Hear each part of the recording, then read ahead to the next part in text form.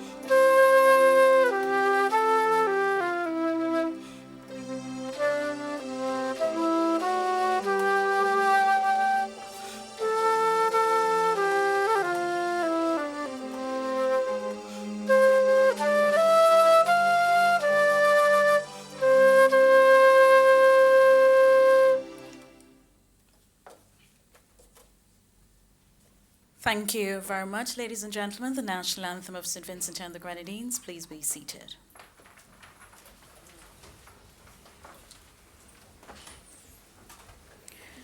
I wish this morning to recognize the presence of the Honorable Sinclair Prince. He's the Minister of Education, National Reconciliation, Ecclesiastical Affairs and Information in St. Vincent and the Grenadines. I also wish, as a point of reference, to recognize all the other ministers of education from the various countries gathered here this morning, the heads of the respective delegations,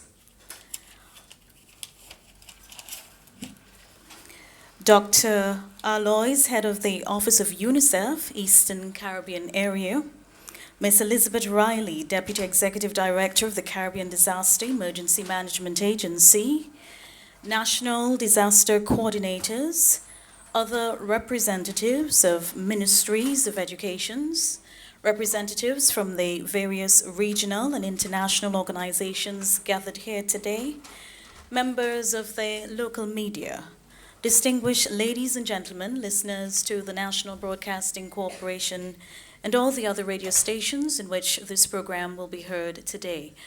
I wish to officially welcome you to the second Caribbean Safe School Ministerial Forum being held in St. Vincent and the Grenadines, and of course to welcome you to the most pristine Caribbean island, St. Vincent and the Grenadines. Point of reference, and you'll note that for future references. Thank you so much for coming. I can assure you that you're going to have a great time in our beautiful country over the next 2 days, and we just want to wish you a wonderful time here with us. We're off to a late start, so without much further ado, I wish to welcome to bring remarks this morning Claire Brown, the Director of Education, Minister of Education, Science and Technology of Antigua and Barbuda. Please welcome him.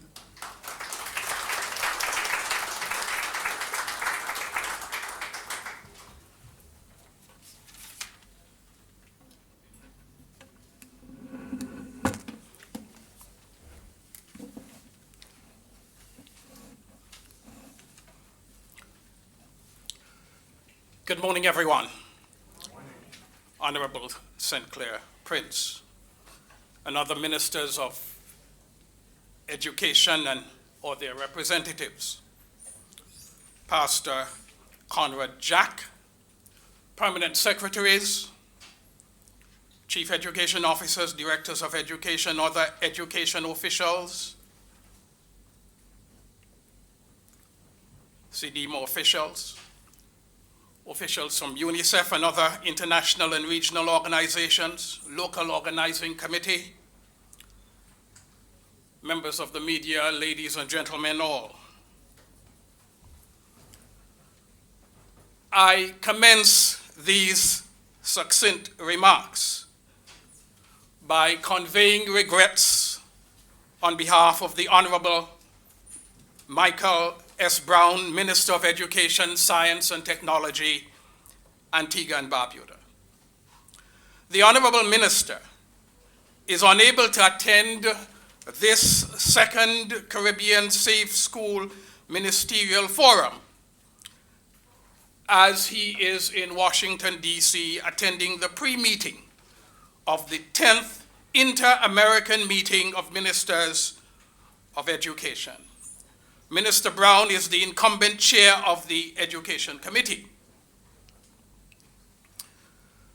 The first Caribbean Safe School Ministerial Forum was held in Antigua and Barbuda in April 2017. And Minister Brown was chosen by his peers to be the lead at the Forum of Ministers, focused on validating and adopting the Caribbean Declaration and Roadmap on School Safety and committing to its implementation. He wanted me today to express his gratitude for the confidence reposed, as well as to reconfirm his unswerving commitment to the established framework to advance school safety in the Caribbean. As we are all aware, the Caribbean region is particularly exposed to the negative effects and impacts of increased incidences and magnitude of extreme weather and climate-related events, which are aggravated by climate change and variability. Such events, if left unmitigated, can lead to devastating consequences. The importance of school safety in this milieu cannot be exaggerated. Undeniably, when disasters strike, schools are significantly impacted. The questions are, Will there be sufficient information, resources, and capability to respond in a way that enables recovery? Will schools struggle to continue educating students under the duress of a disaster? Considering the vital functions schools serve for students and communities and the protective mechanisms they offer following a crisis, attention must be paid to their organizational capacity to respond to disasters and to provide educational continuity. Long before the disaster then, time and resources must be purposefully dedicated to preparedness planning. Improving knowledge and education around school safety planning is therefore critical. This takes the commitment of all of us to make this happen. If we in the Caribbean are to develop a comprehensive culture of disaster resilience, we must integrate disaster risk reduction into our school curriculum. We must ensure that our children are provided with safe learning facilities and that the safety of students and staff is maintained through effective disaster management. That's what we are about. That's what we were about 2 years ago in Antigua and Barbuda. That's what we have been about since then in our respective territories. That's what we are about today and will be about tomorrow and in the far-flung future. Be assured that the twin island nation of Antigua and Barbuda remains fully bound to the key commitments contained in the Antigua and Barbuda Declaration of 2017, as well as to the implementation of actions identified by the roadmap on school safety in the Caribbean. Thank you, ladies and gentlemen.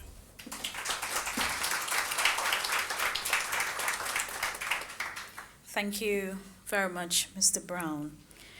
Our next speaker, ladies and gentlemen, is representing an organization which was formed on the 1st of September 2005 as the Caribbean Disaster Emergency Response Agency, CDERA. It underwent a name change in September of 2009, thus heralding the Caribbean Disaster Emergency Management Agency. Please help me to welcome to the microphones this morning the Deputy Executive Director of CDEMA, Ms. Elizabeth Riley, to bring remarks.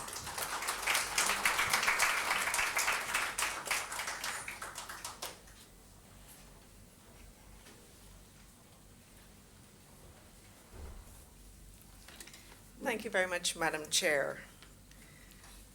The Honorable Sinclair Prince, Minister of Education, National Reconciliation, Ecclesiastical Affairs and Information, St. Vincent and the Grenadines, other honorable ministers and heads of delegation, Dr. Alois Kamuragai, head of the UNICEF Eastern Caribbean Area, representatives of regional and international organizations, other senior government officials, national disaster management coordinators, members of the media, ladies and gentlemen, good morning. It is my distinct pleasure to deliver remarks at this opening ceremony on behalf of Mr. Ronald Jackson, the Executive Director of CDEMA. Mr. Jackson is unfortunately unable to join us today, but he does convey his wishes for a very successful meeting. The CDEMA Coordinating Unit views our partnership with the education sector as a partnership for change. We recognize that building resilience requires transformation. Transformation in our thinking, transformation in our cultural practices, and transformation in how we invest for development. Strategic and deliberate decision-making informs CDEMA's long history of working alongside our education sector partners in the development of technical resources to support policy, school readiness, and resources to support the infusion of disaster risk management concepts into the curriculum. The Safe Schools Initiative is a flagship program of the SEDIMA Coordinating Unit. Since the 2017 Ministerial Forum, we have experienced unprecedented impacts of Hurricanes Irma and Maria in the region. In Dominica, according to the Post-Disaster Needs Assessment Report, 84% of educational facilities had some level of damage, and total damage and losses to the sector were approximately US $77 million. In August 2018, Trinidad experienced a 6.9 magnitude earthquake. These events suggest the need to reassess our operational environment and also emphasize the need to change in anticipation of what may potentially come. So we asked ourselves, what has been done differently? First, we as a group of Safe Schools partners have organized ourselves better to serve your countries. Following the inaugural Safe Schools Partner Meeting, which was held in April 2018, in July of 2018, we established the Safe Schools subgrouping of the Education Sector Subcommittee. This group operates under the Comprehensive Disaster Management Coordination and Harmonization Council, and the body provides a space for better coordination of support in the area of safe schools to you, the countries. And it also allows us to work collectively on reaching agreement on the standards to be pursued for school safety. Secondly, in recognition of the importance of the school's safety program in securing the lives of our children, teachers, and other school workers, SEDIMA has dedicated a space within the Caribbean Conference on Comprehensive Disaster Management, the premier disaster management conference in the Caribbean, to advance this conversation on safe schools.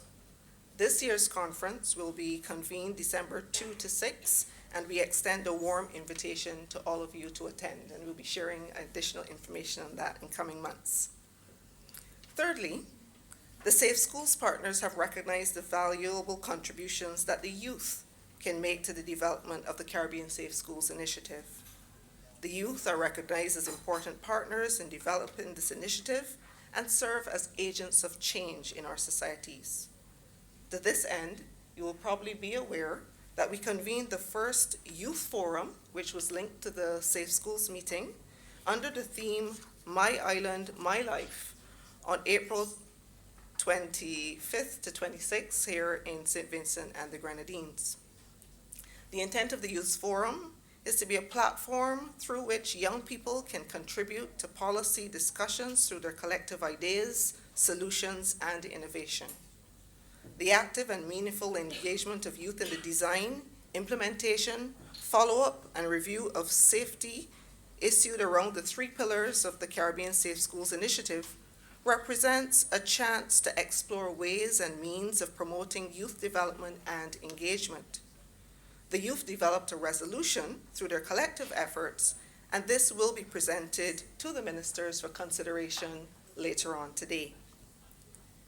Fourthly, at the SEDIMA Coordinating Unit, we're leading on the implementation of the Model Safe Schools program in the Caribbean, and this project is financed by the Caribbean Development Bank, benefiting the 6 countries of Antigua and Barbuda, Barbados, Dominica, St. Kitts Nevis, St. Lucia, and St. Vincent and the Grenadines. This project will enhance capacity to incorporate and mainstream comprehensive risk and disaster management considerations in education sector policies, planning, and operations. So as we continue the Safe Schools conversation over the next 2 days and chart the path forward, I invite you to reflect on some key questions. 1, what has changed in our operational environment over the past 2 years, and what implications does this have for the regional roadmap on school safety? 2, what success factors have informed progress in the roadmap, and what areas require a rethink of our approach? 3, how can we strengthen partnership and collaboration, including between our national emergency management organizations, ministries of education, private sector, and civil society, including through agreement on common results for education sector resilience? And finally, how can and should the political directorate of our region better steer the Safe Schools agenda? And I'm hoping we have an opportunity to discuss these areas over the next 2 days. In closing, I wish to extend thanks to the Honorable Minister Prince and to the government of St. Vincent and the Grenadines for graciously agreeing to host this group of like-minded political leaders, organizations, and institutions here in this beautiful island. I also wish to recognize the amazing partnership and collaborative spirit of the Safe Schools partners and co-conveners of this meeting.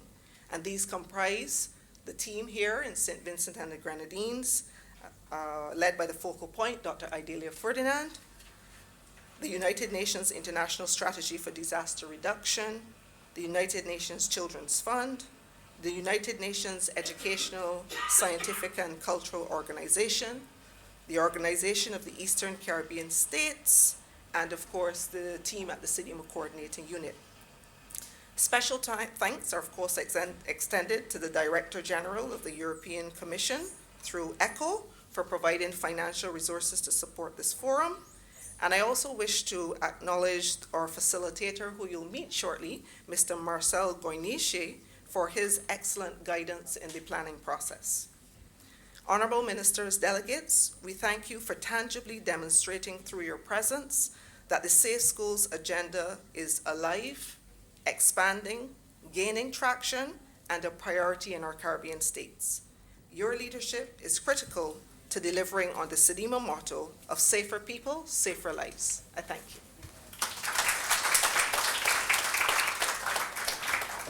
Thank you very much, Ms. Riley.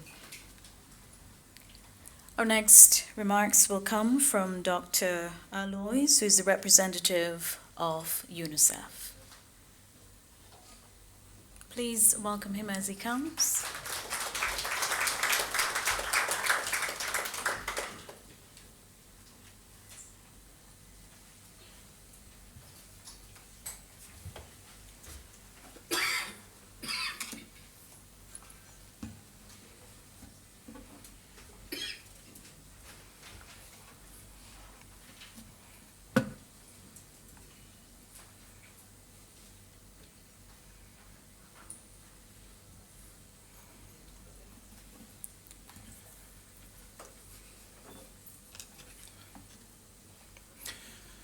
Thank you, Master of Ceremony.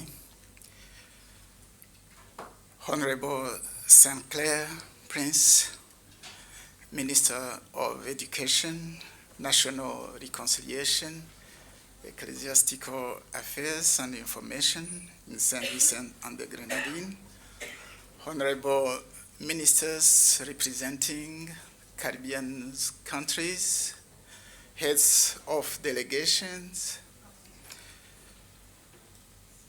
Ms.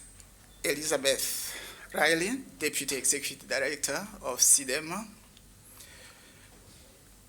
Mr. Claire Brown, representing the Minister of Education of Antigua and Barbuda, distinguished guests, colleagues from international community, United Nations Organization, CDB, World Bank,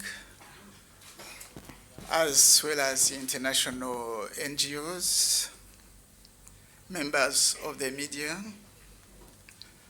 good morning. Allow me, first of all, on behalf of the United Nations Disaster Risk Reduction Organization, UNESCO, UNICEF, actually the three leading organizations of the global platform for disaster risk reduction and resilience in education sector, allow me to thank St. Vincent and the Grenadines for hosting this forum on education sector resilience and for their hospitality. I seize this opportunity to express my appreciation to SIDEMA for their leadership, strong leadership on the Caribbean Safe School Initiative, which is very well aligned to the worldwide initiative for safe schools. Since the signature of the Antigua and Barbuda Declaration at the first Ministerial Forum in April 2017, and especially, I have to mention that, especially after the devastating hurricanes Irma and Maria, which has been a kind of wake-up call, actually. We are more than ever, the international community, we are more than ever convinced that our collective efforts and ambitions to make schools safer spaces need to be more supported and further heightened. The good news is that we have been a witness of accelerated, though still nascent, progress across the Caribbean region to implement the Safe School Initiative. Just to name a few, in terms of what we see as significant progress, I would talk about the capacity of key duty bearers, which was built through training events across the Caribbean. Several countries scaled up the Safe School program in their primary and secondary schools. That's good news. Many more schools have emergency plans and have tested them.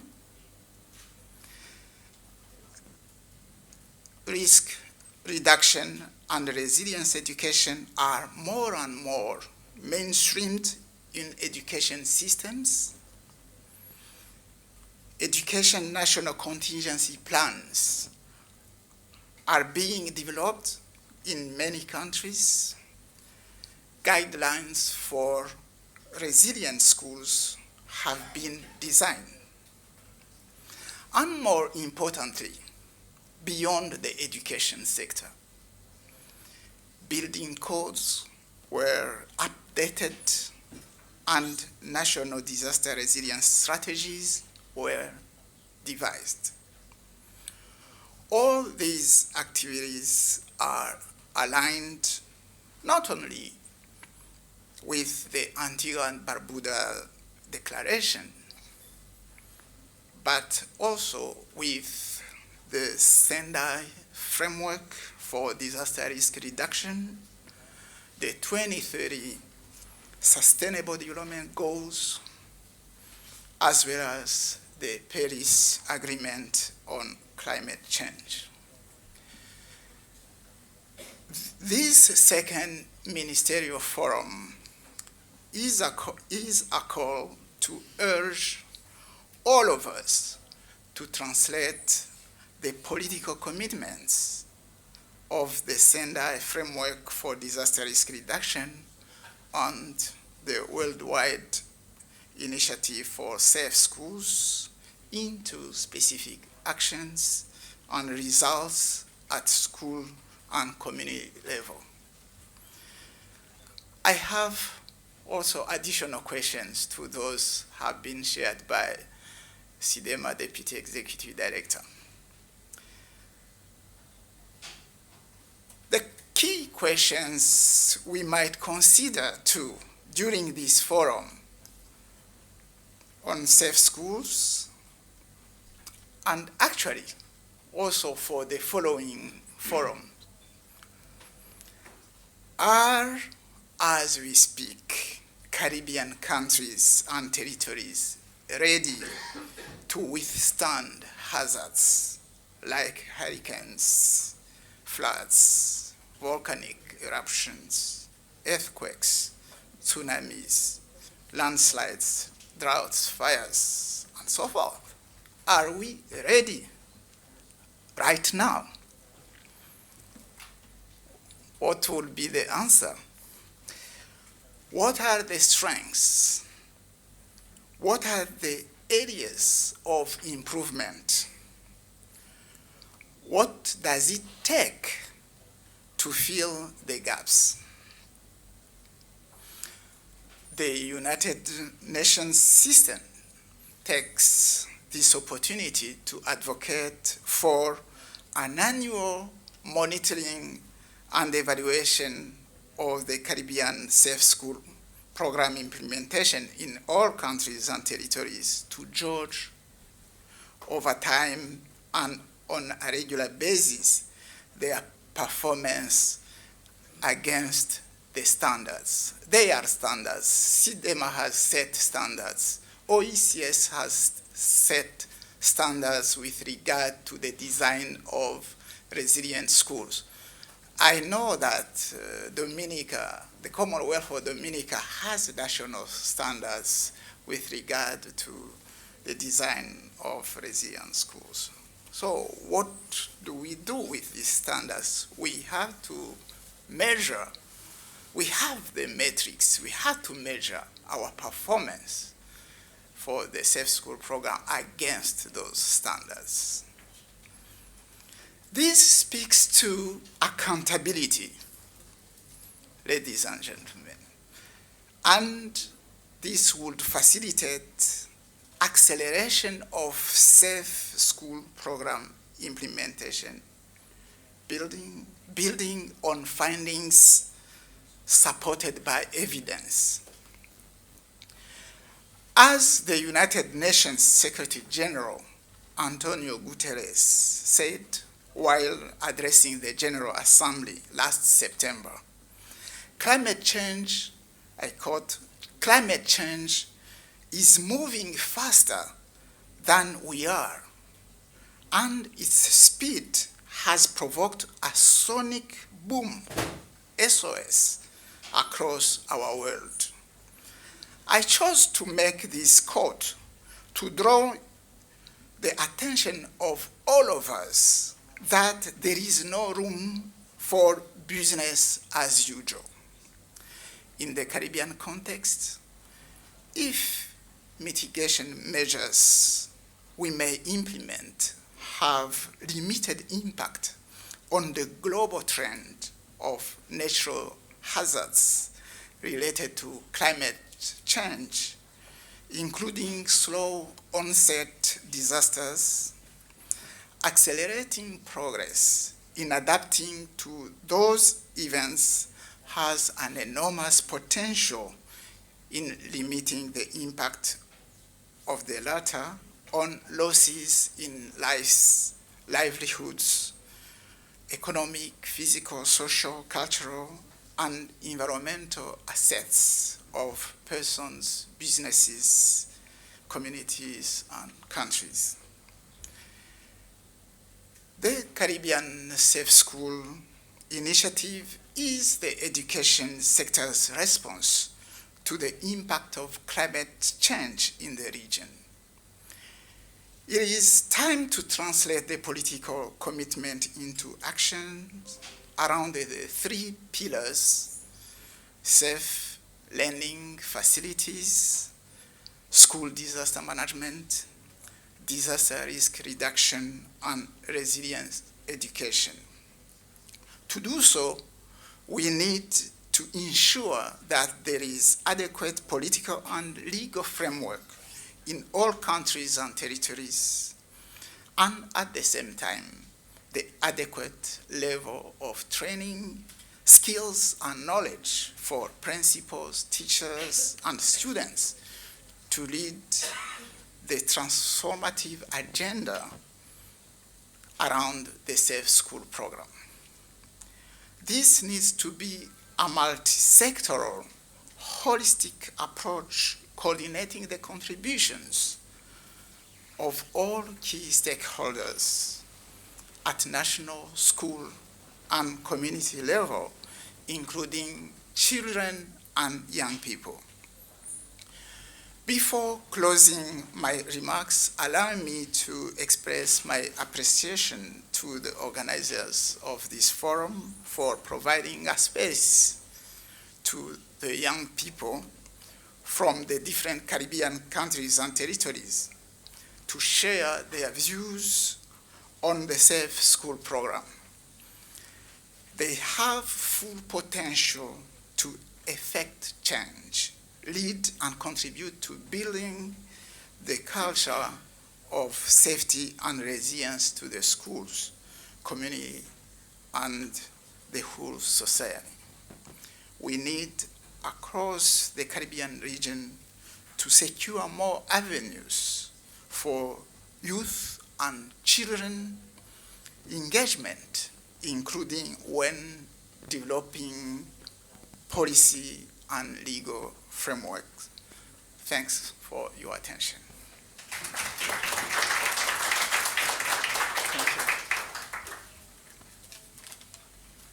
Thank you very much.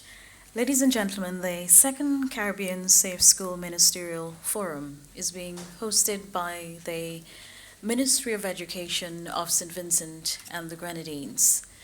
That ministry is ably led by our next speaker. And to bring the featured address for this morning, I'd like to invite to the lectern the Honorable Minister of Education, National Reconciliation, Information in St. Vincent and the Grenadines, the Honorable Sinclair Prince, to bring the featured address.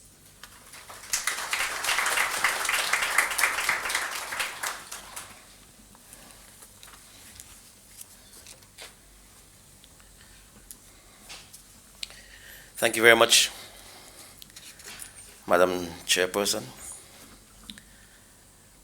Ministers of Education throughout the Caribbean,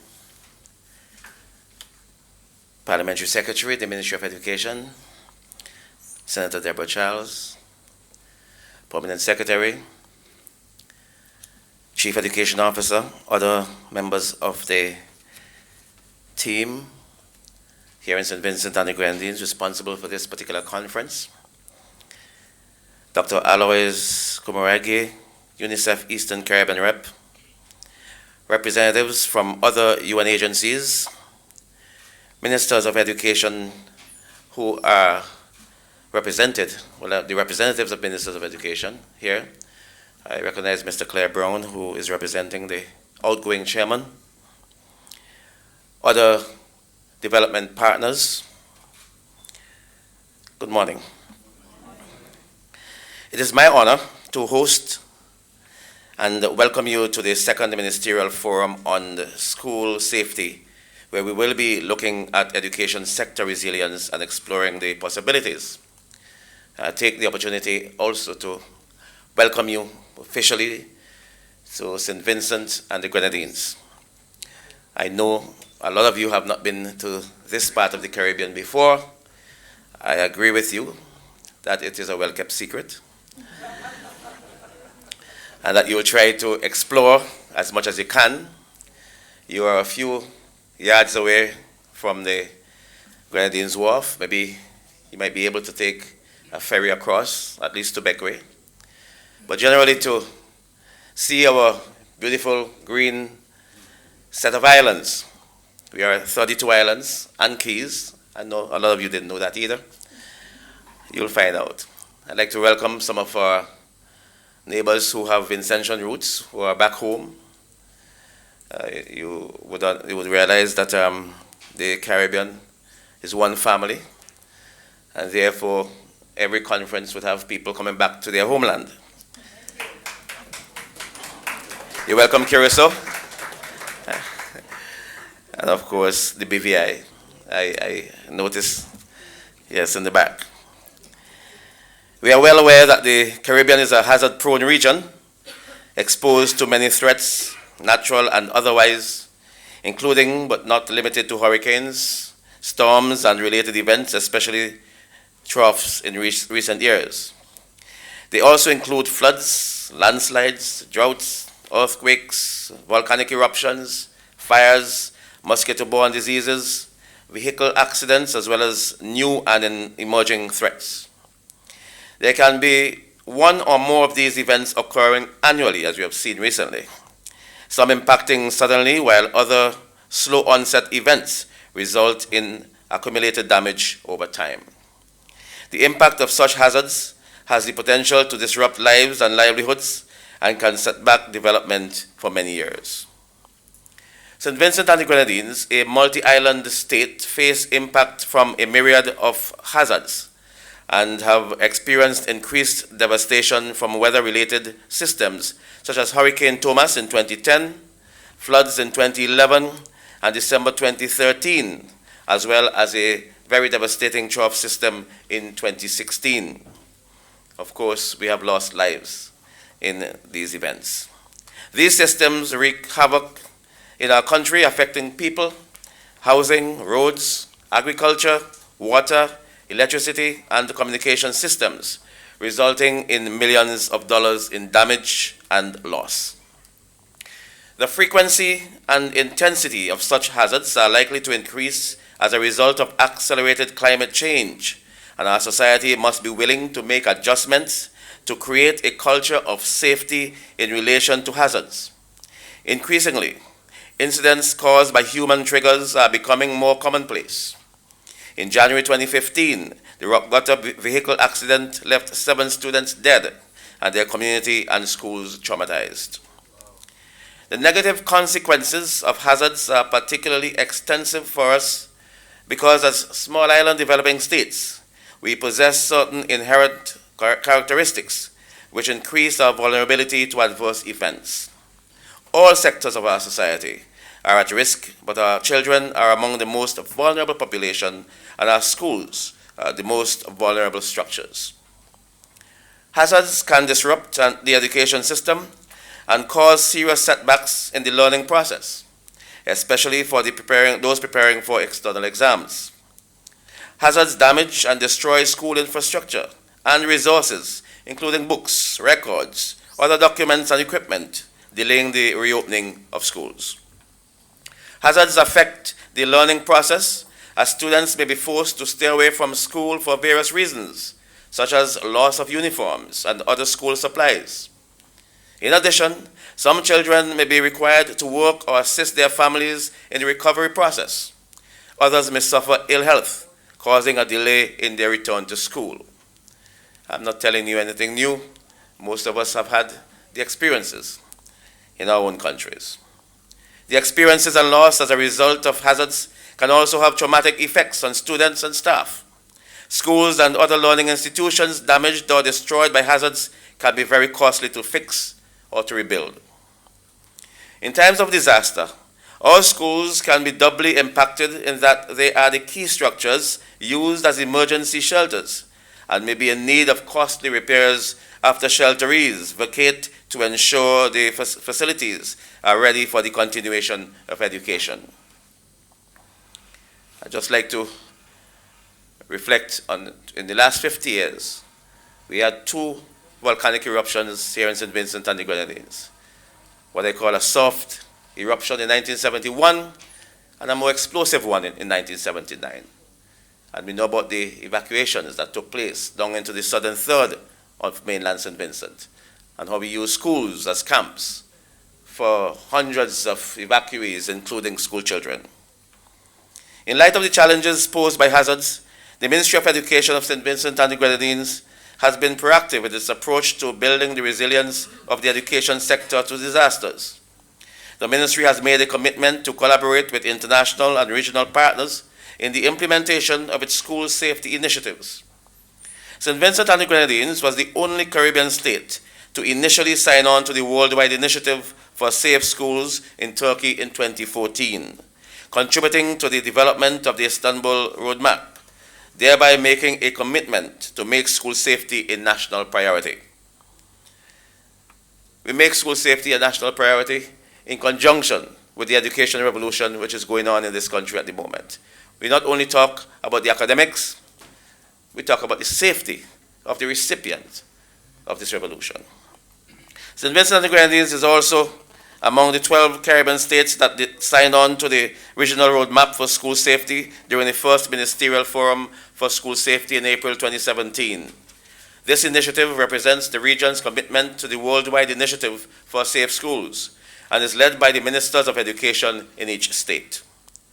This regional approach embraces the Model Safe School Program, the MSSP Toolkit, which was initially piloted during 2014 to 2015 in Anguilla, Barbados, and this country, and was designed to help create safer and greener education facilities from pre to post-primary school levels. In 2014, through this initiative, one primary school in St. Vincent and the Grenadines was assessed and received support to enhance safety. The school was fitted with smoke detectors, fire extinguishers, exit signs, and a fire alarm system, complemented by the fire safety training. An additional 1,000-gallon water storage was added to its existing capacity. The signing of the regional roadmap signaled a renewed commitment to building the resilience of the education sector in the Caribbean region. Currently, under this initiative, 6 pilot states, including SVG, are benefiting from a further implementation of the Model Safe School Program in the Caribbean. The others, as you've heard before, being Antigua and Barbuda, Barbados, Dominica, St. Kitts Nevis, and St. Lucia. The aim is to incorporate and mainstream comprehensive risk and disaster management considerations in education sector policies, planning, and operations. The ministry developed the Disaster Risk Reduction and the Climate Change Adaptation Program 2014 to help build the capacity of the education sector to prepare, respond, and cope with hazards and disasters, reduce risk and extension, build resilience to disasters in this country. The program was developed to address the 3 components of comprehensive school safety, namely, 1, safe learning facilities, 2, school disaster management, and 3, general education with respect to disaster management. All schools from early childhood to post-primary schools now have access to a model school disaster plan they can use as a guide and adapt to suit their own school context. Many schools have formed school safety committees, organized professional development sessions for staff, increased awareness for students, and sensitization for parents. Some schools have done complementary training in areas such as fire safety and are undertaking drills and exercises to test their plans. A model safe school disaster plan was developed and shared with all primary and secondary schools. Schools are working on adapting the plans to their own school setting. We are in the process of developing a national curriculum for climate change mitigation and adaptation and disaster risk reduction to be integrated in the curricula of secondary schools from forms 1 to 3. In support, there will also be a resource guide and teacher's manual, as well as training for new teachers and teachers in training, etc. This country, as one of the beneficiary states, collaborated with OECS in 2018 to develop guidelines for disaster resilient schools, taking into consideration design, location, and construction. And we heard about the importance of this earlier. The project was done in consultation with schools, construction professionals, and other stakeholders to develop and review the guidelines.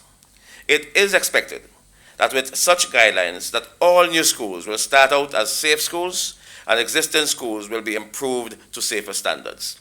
Already this is taking place here in St. Vincent and the Grenadines, and the government of St. Vincent and the Grenadines is committed to this. The ministry collaborates with national stakeholders to implement the school safety program, including Red Cross, NEMO, the fire department, physical planning, central planning, and other agencies.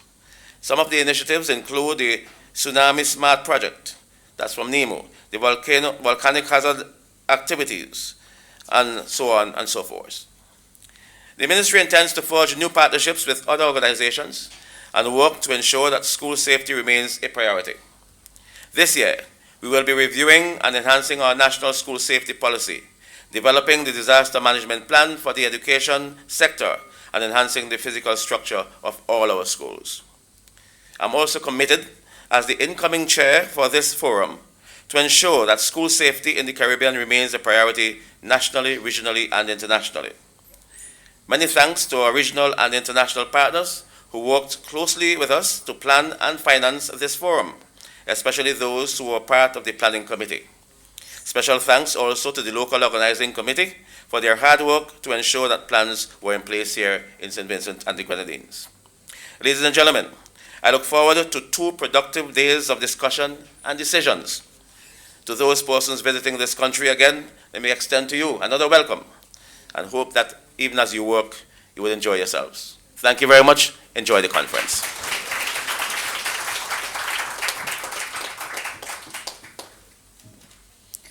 Thank you. Thank you very much, Minister. And as we're about to wrap up this morning, we'd just like to invite those persons who selected to perform for us this morning to come now to the lectern as we have a bit of a cultural presentation. Receive them as they come, the younger pupils.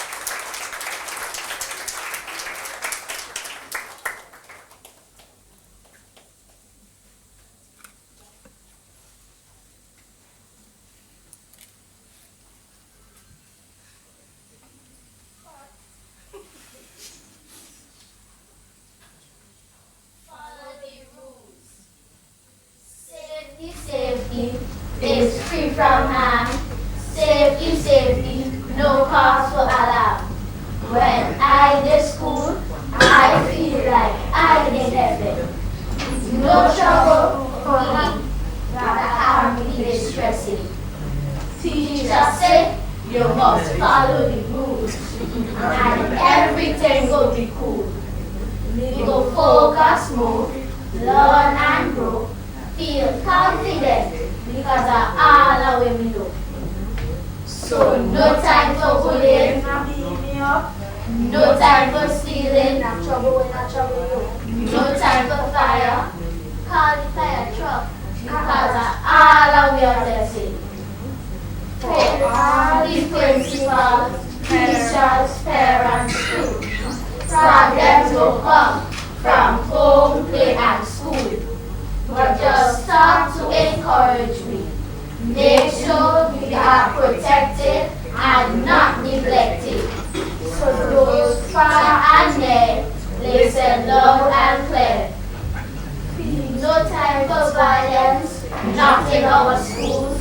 No time for fire, not in our schools.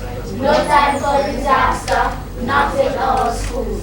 To be safe in school, you must follow the rules. To be safe in school, you must follow the rules.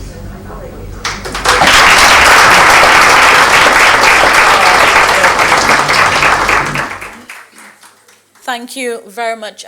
Teacher, what school are they from? Kingstown Preparatory School. You're actually our neighbors at NBC Radio, so we're going to extend a platform for you to come across to our studios and have this recorded. Let's disseminate and make it a big thing. Congratulations. At this time, as we're about to conclude, I would like to invite Ms. Melissa Mead, the Director of the Department of Disaster Management in Anguilla, to move the vote of thanks.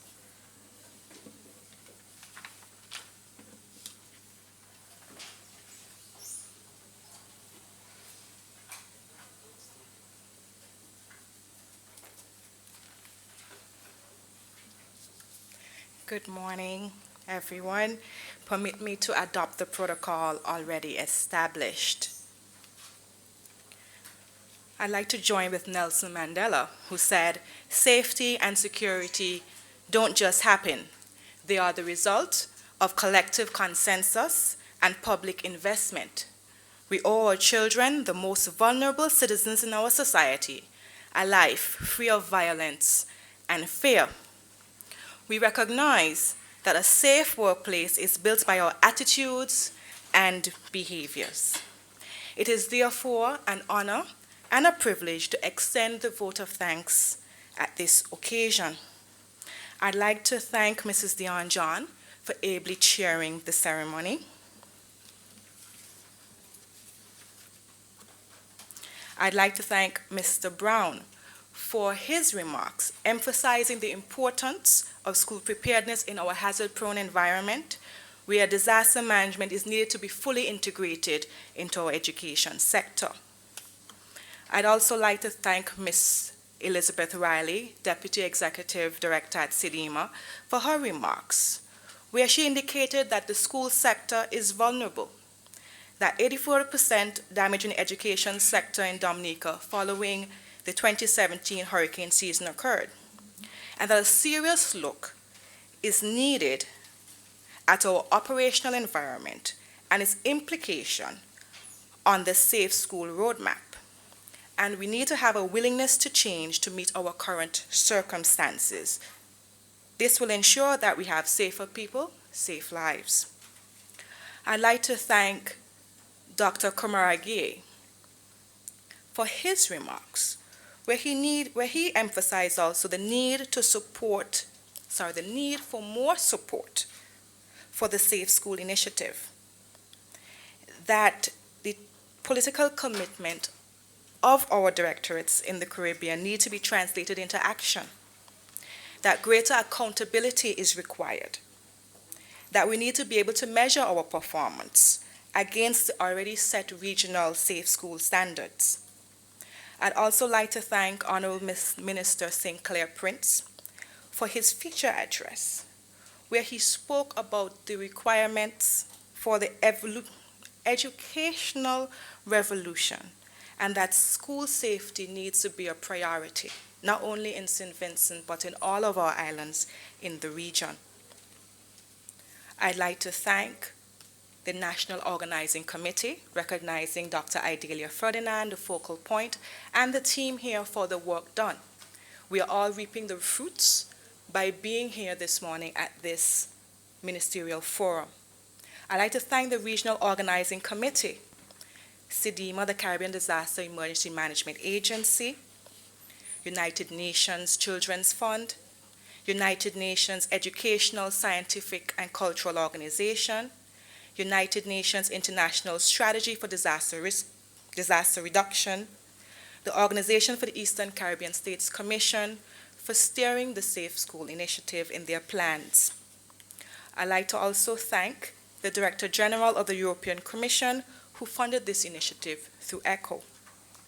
I'd also like to thank the government of St. Vincent and the Grenadines for hosting us at this event. Thank you for the great hospitality. I'd also like to thank the gentlemen who rendered the national anthem, the primary school children, Kingstown Proprietary School, for their demonstration, showing us that actions are required, not just words. I'd like to thank the media for covering this event, the distinguished participants who are here this morning. Everyone here is playing a role to the success of this event, and so I express heartfelt thanks to all. Thank you.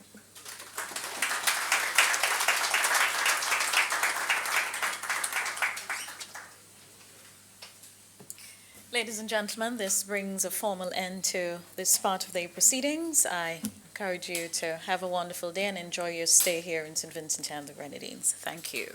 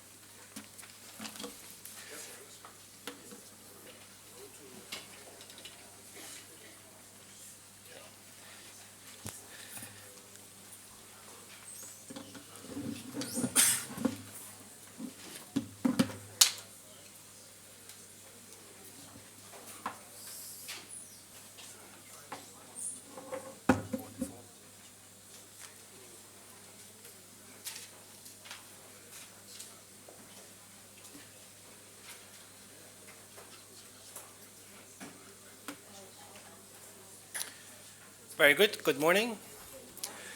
All protocols being observed, I must say that it is absolutely fantastic to have such a distinguished group of people here today and tomorrow to talk about school safety.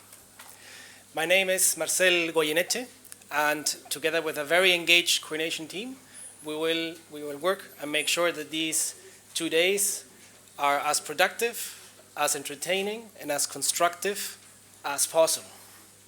Now, I know we are quite a number of people here today, so we will not have the opportunity to be able to introduce everyone.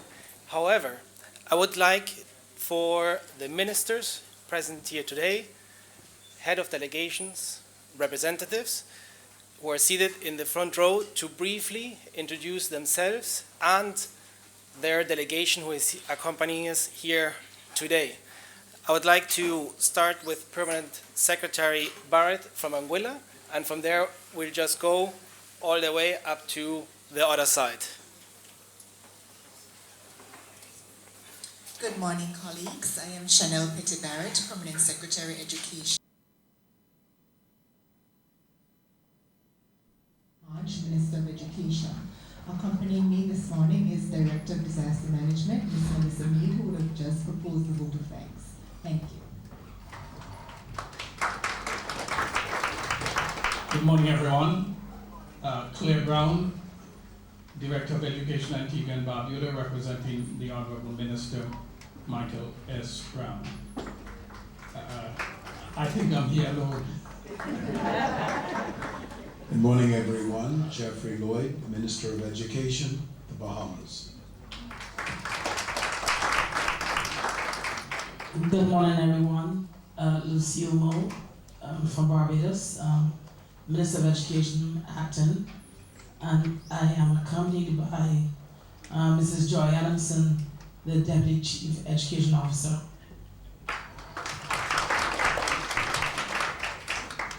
Good morning.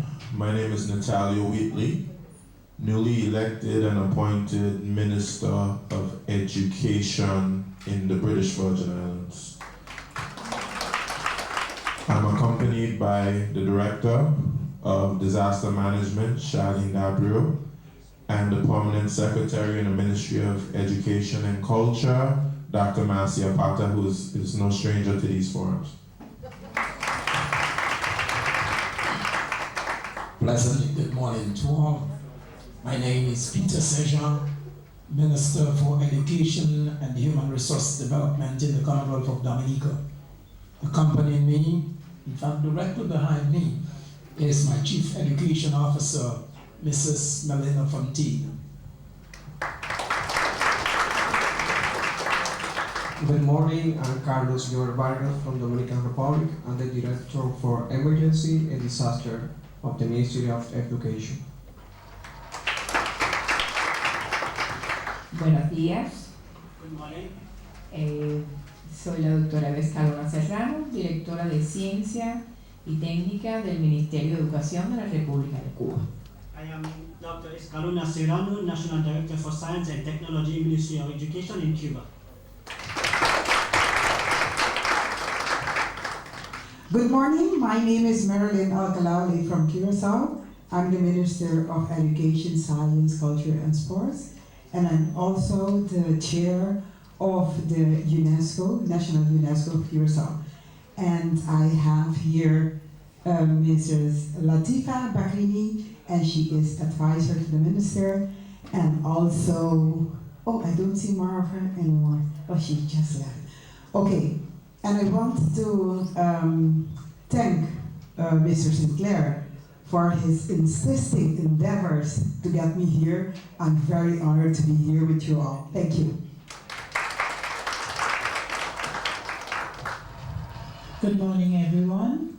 Angela Finley, Senior Planning Officer, Ministry of Education and Human Resource Development and Religious Affairs, representing Honorable Emily Fair, Minister of Education and Ministry. Thank you. I'm Dr. Nicolette Henry. I'm the Minister of Education for Guyana, and I'm a delegation of one. Thank you. Bonjour à tout le monde. Good morning, everyone. Je suis Mélodie Vincent, je représente le ministère de l'Éducation nationale d'Haïti. My name is Melody Vincent, and I'm here as a representative of the Ministry of Education from Haiti. Directeur technique et en même temps membre du cabinet du ministre Pierre-Josué Akina-Okadet, qui regrette de n'avoir pas pu venir en dernière minute dans les heures de la transition que le gouvernement a en place. I'm responsible of communication sector, technical responsible, and also I'm here on behalf of Mr. Ajay Okade, who is the Minister of Education, who is not here today, unfortunately. Thank you for voting.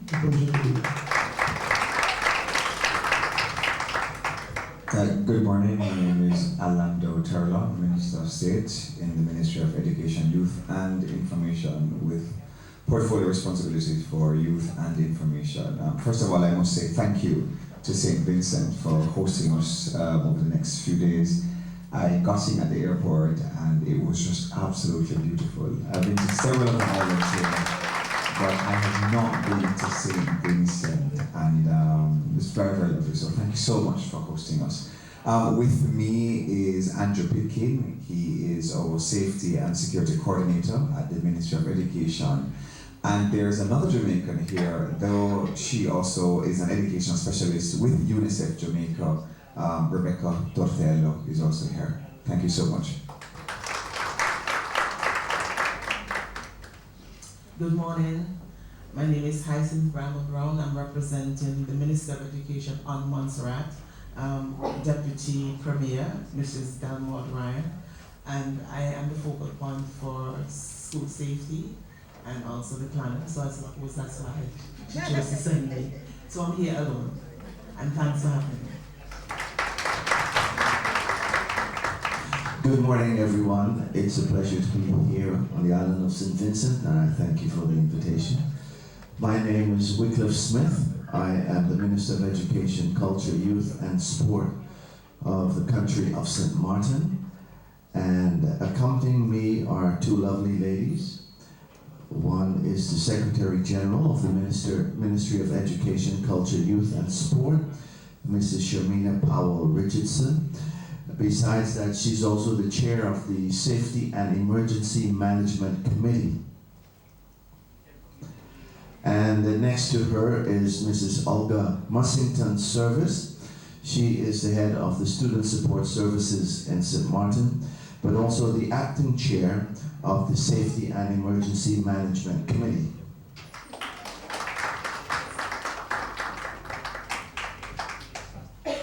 Good morning, everyone. I am Mrs.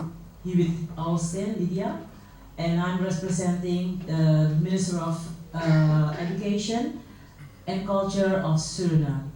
The native language is Dutch, so I'm doing my utmost to speak English.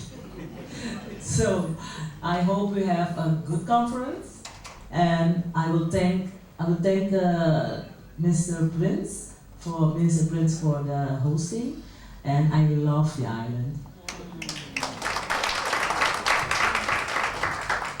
Good morning, everybody. My name is Mark Garland. I'm from the Turks and Caicos Islands. I'm representing the Minister of Education, the Honorable Karen Malcolm, who was unable to be here today. Of course, I gladly volunteered to return to St. Vincent. I was here in December, and I must say it's a pleasure to be back, not just to visit the island, but to experience the hospitality and the kindness, the generosity that the people here display voluntarily. So thank you for having us.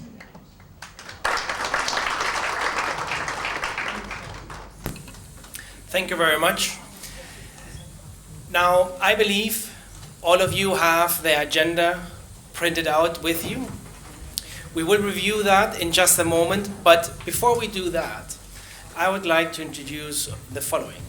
I know we will be talking about very serious and important topics over the next 2 days, but we would like to do it in a way that is eventually not as serious and more entertaining and also more engaging, not only for the audience here in this room, but also eventually for people who are not here and still want to engage on the subject that you will be discussing. Now, for that, we will be using now and also throughout the sessions audience response system, which means that you will be able to use your phones or your computer. So unlike other meetings, we will not tell you to put your phones away. We'll actually tell you to take your phones out and to take your computers out. And I would like you to go to this website. So you have the Wi-Fi there and the password. It's projected on the screen together with this web address, slido.com. So I'd like you to visit slido.com, and you will be asked for a code. There, please enter CSSI, as in Caribbean Safe School Initiative.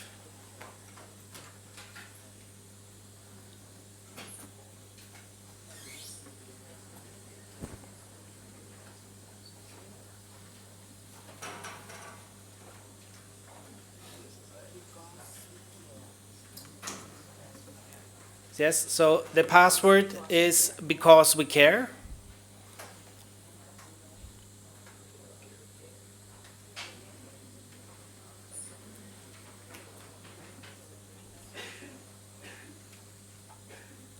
Yes, everyone has been able to log in the process? Not yet, okay.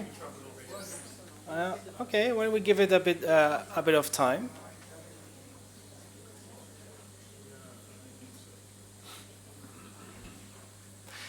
Now, we will do the following exercise. We want to know what your expectation for this forum is, and we're going to do that real time. What does it mean? Can we take the slide off? No? No? Okay. Let's leave it for a minute. In the meantime, I'm going to explain to you what we will do. Do you know what a word cloud is? You can also find at the end of your agenda, there's a little box that contains the same information as on the screen. So if in doubt, don't worry about writing this down. You have it with you on the last part of your agenda.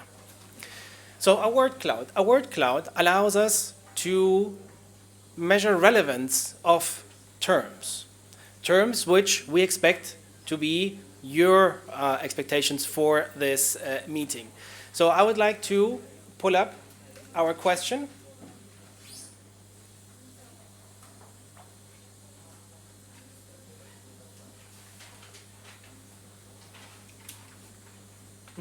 Go ahead. Yes.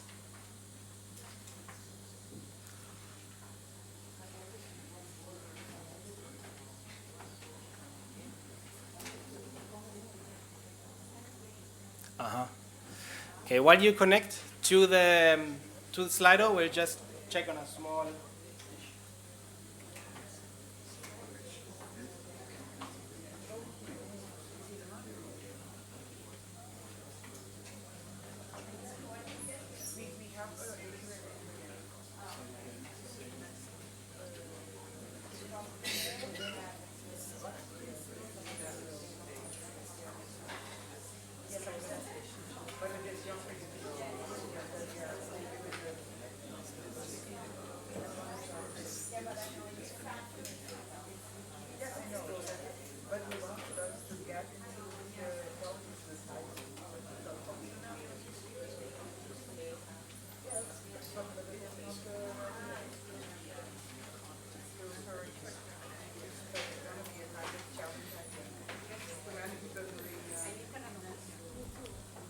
Do we have issues with the internet?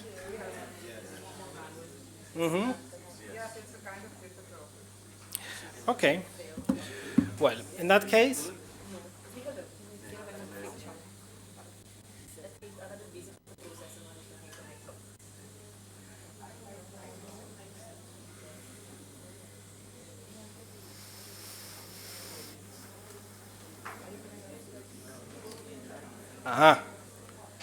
so there we have it. hopefully it stays up. So, this is a word cloud.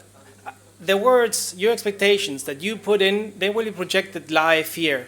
And you will see the words that are the largest are obviously the expectations that are shared the most often. Now, we are going to leave this open while I'm just going to go briefly through the objectives of the agenda and for this forum. So, our first objective is to update the Caribbean roadmap on school safety that was developed 2 years ago and has been implemented over this period, and we would like now to revise, see what is relevant, and what needs to be modified and improved.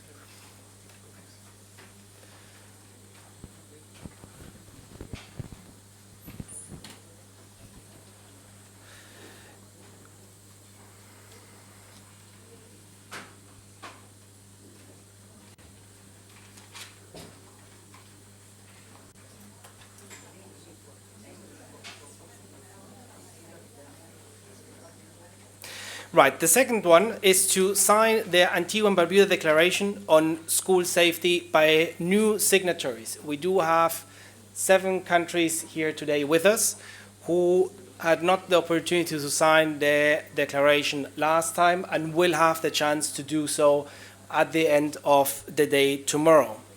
We also want to monitor the progress of the roadmap. Prior to this meeting, we conducted a consultation process with countries who are signatories and also who are not signatories to the Antigua and Barbuda Declaration on School Safety. And we collected data that allowed us to measure where have we been able to advance, where have we been able to advance less, and to identify areas of interest that we need to focus on and revise over the next day and a half. We also want to promote and raise awareness of the World Initiative on Safe Schools and the contribution that the Caribbean Safe School Initiative does to this global program. We also want to promote engagement of youth in the Comprehensive School Safety Initiative. Last week, there was a youth forum which was also held here, and they prepared a statement, and they will share that statement with you later today to let you know what their conclusions were of those days that they have worked. And finally, we want to facilitate a ministerial dialogue with donors on support to the Caribbean Safe School Initiative. That will take place tomorrow. So, very briefly going through the agenda.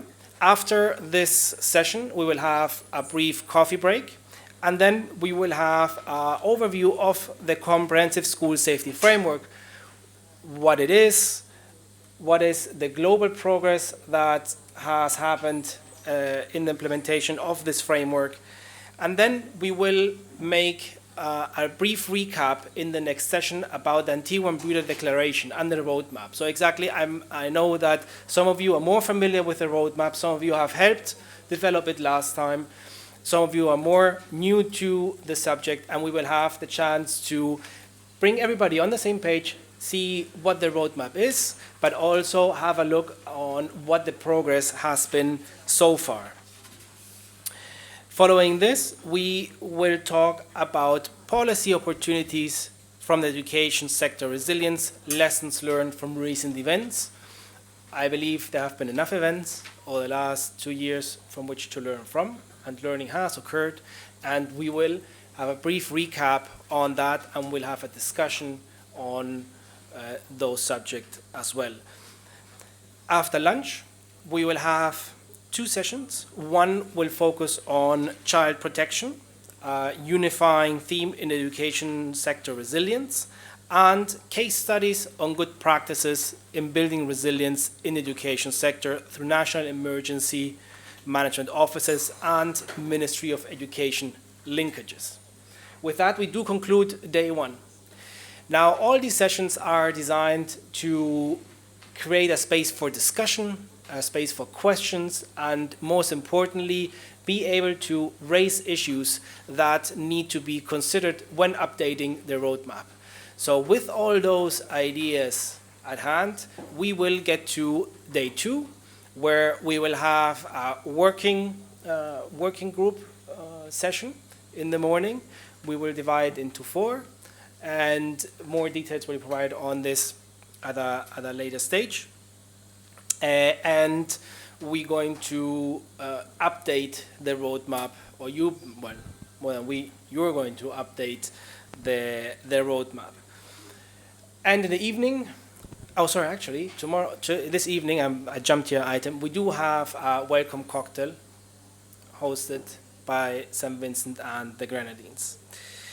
And tomorrow, after the updating process, we will have the session on donor support.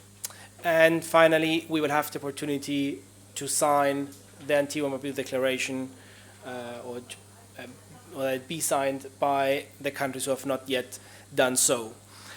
Now, one brief note on tomorrow's process for the working groups. There will be a list posted later on in the back for you to sign up to the working groups, just for you to be aware. We'll explain in the next session how exactly this the grouping will work. Right, and finally, one last item on Slido. I've seen that people have putting their ideas up, so I do know that you have been able to access the platform. For those of you who haven't, please keep trying, because one of the items that you will see on your phone or your computer is there are 3 different tabs on top, right? One of those tabs says ideas. In that tab, we do want to collect your ideas for the roadmap. So anything that you think, if you're, for example, doing a session and you have an epiphany, now don't forget it. Go into Slido, write it into the ideas, and at the end of the day today, it will be open all day long until 5 p.m. We'll collect those ideas, and we're going to print them out, and tomorrow you will have them at your disposal when you revise the roadmap. Very well. With that, I would like to invite Idilia to provide to give you a few tips on logistical arrangements for today.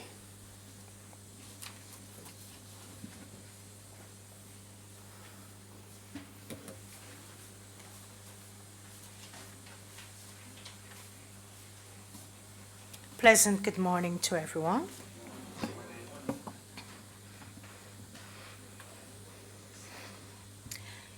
Welcome to St. Vincent and the Grenadines and to the Second Ministerial Forum. Some persons may have received an email in relation to transportation, so I will just update for those persons who did not get that information.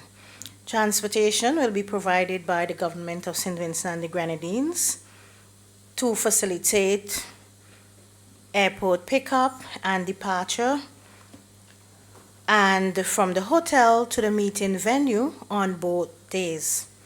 In relation to today, there is a cocktail immediately following today's session, and so the transport will take you from here to the cocktail and then back to your accommodations. Tomorrow, the pickup times for the bus are as follows. Persons staying at Blue Lagoon, the transport will be available from 7:15 a.m. Marinas Inn along the road at 7:25 a.m. Paradise Beach in the lobby at 7:30 a.m. as well as 7:30 for sunset shows, Beachcombers, and Rosewood Apartment. On day 2, there will be a field visit at the Dorsetshire Hill Primary School, and so At 2 p.m., the bus will take you from here to Dorsetshire Hill, and then from Dorsetshire Hill back to your various accommodation. Today, there will be, on both days, there will be a break. The break will be taken immediately outside in the open area, and lunch will be on the second floor. We do appreciate phone courtesies, so we invite you to place your phones on silent or on vibrate, and if you do need to take a call, if you could excuse and do so outside, we'd really appreciate that. And if you need any further information, then you can see myself or one of the young ladies on the outside. Thank you very much.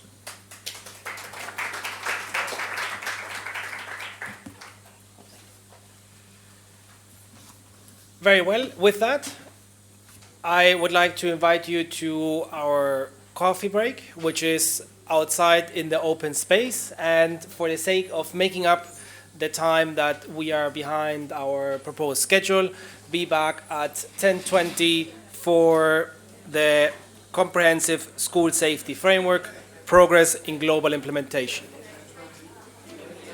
11:20, you're right, it's 10:57 now. Session number 2, Comprehensive School Safety Framework, Progress in Global Implementation, will be delivered by Saskia Carusi from UNDRR and Yair Torres from UNESCO. We will start the session with a brief video on the Sendai Framework for Disaster Risk Reduction.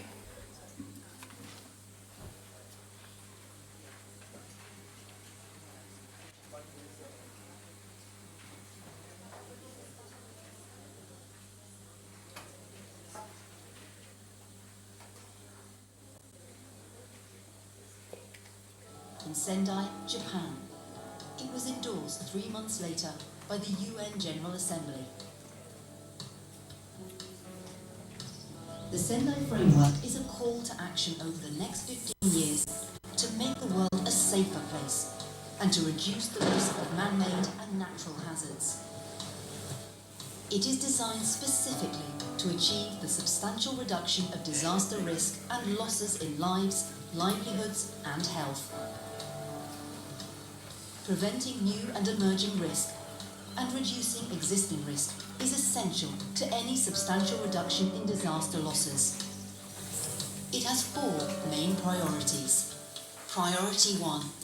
Understanding disaster risk is about ensuring that policies and practices for disaster risk management are based on a clear understanding of vulnerability and exposure to hazards. Priority 2.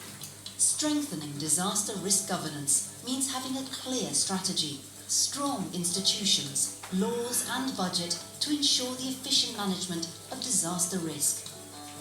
Priority 3. Investing in disaster risk reduction for resilience includes public and private investment in measures which will prevent and reduce losses. Priority 4. The importance of disaster preparedness and building back better after a disaster strikes. The Sendai Framework sets out 7 targets to measure progress in achieving a substantial reduction of disaster risk. Target 1. To substantially reduce global disaster mortality by 2030. Between 2005 and 2015, over 700,000 people around the world lost their lives from disasters. Target 2.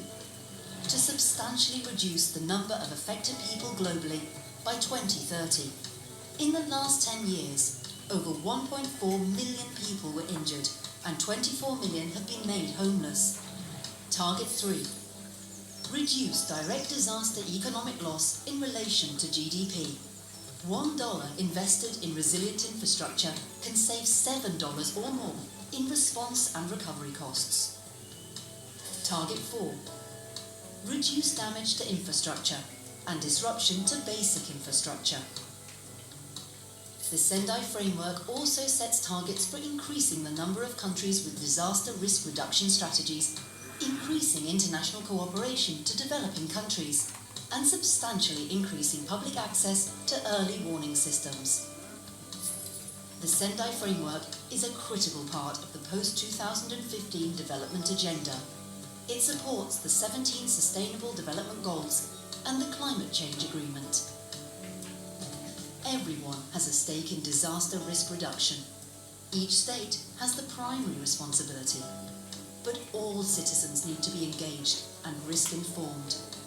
Together, we can all make a difference.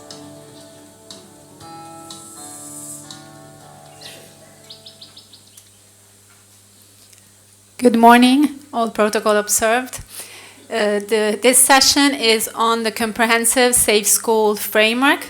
The idea is to have clear the global scenario before bringing the discussion to the Caribbean setting in terms of school safety and in terms of the global agenda on disaster risk reduction. The video we just saw is a short video that introduced quite comprehensively the Sendai framework for disaster risk reduction, which is the global agenda for DRR, which includes education as well as all the other sectors. I would like now to introduce Slido again. We will be working with Slido throughout the whole of our meeting today and tomorrow. We would like to carry out a survey with some questions to guide through and go from the Sendai framework towards the comprehensive school safety framework.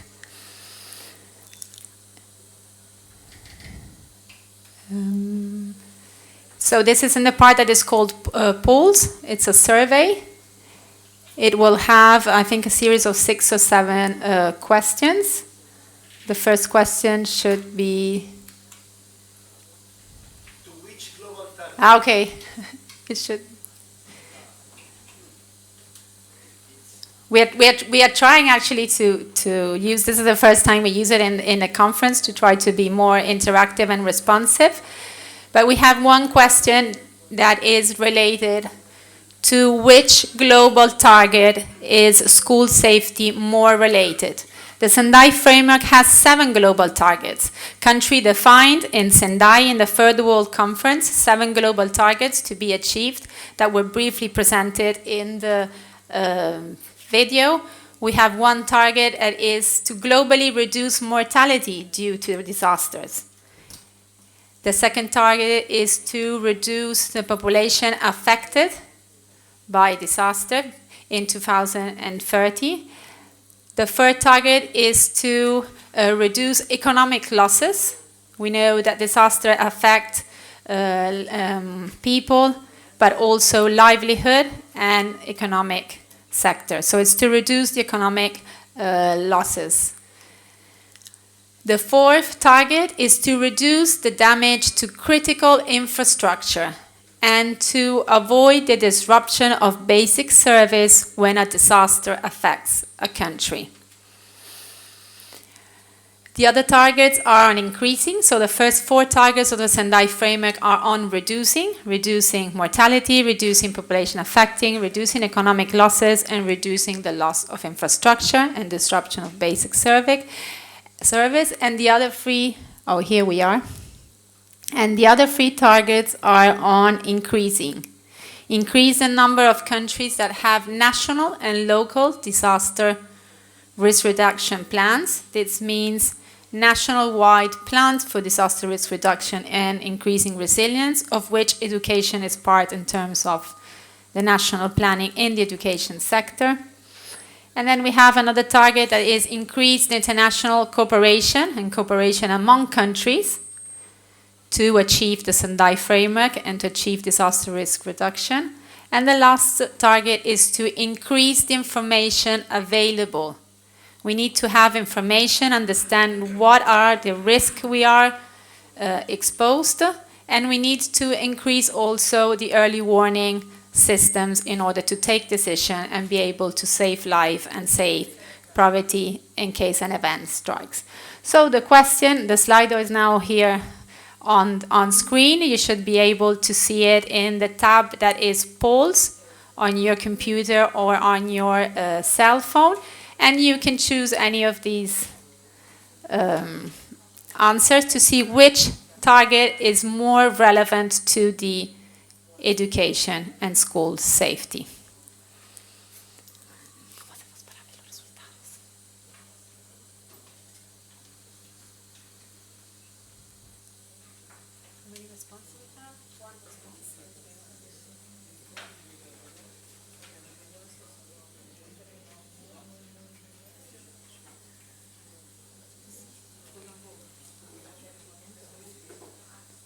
Jair, my colleague Jair will see if there's any issue.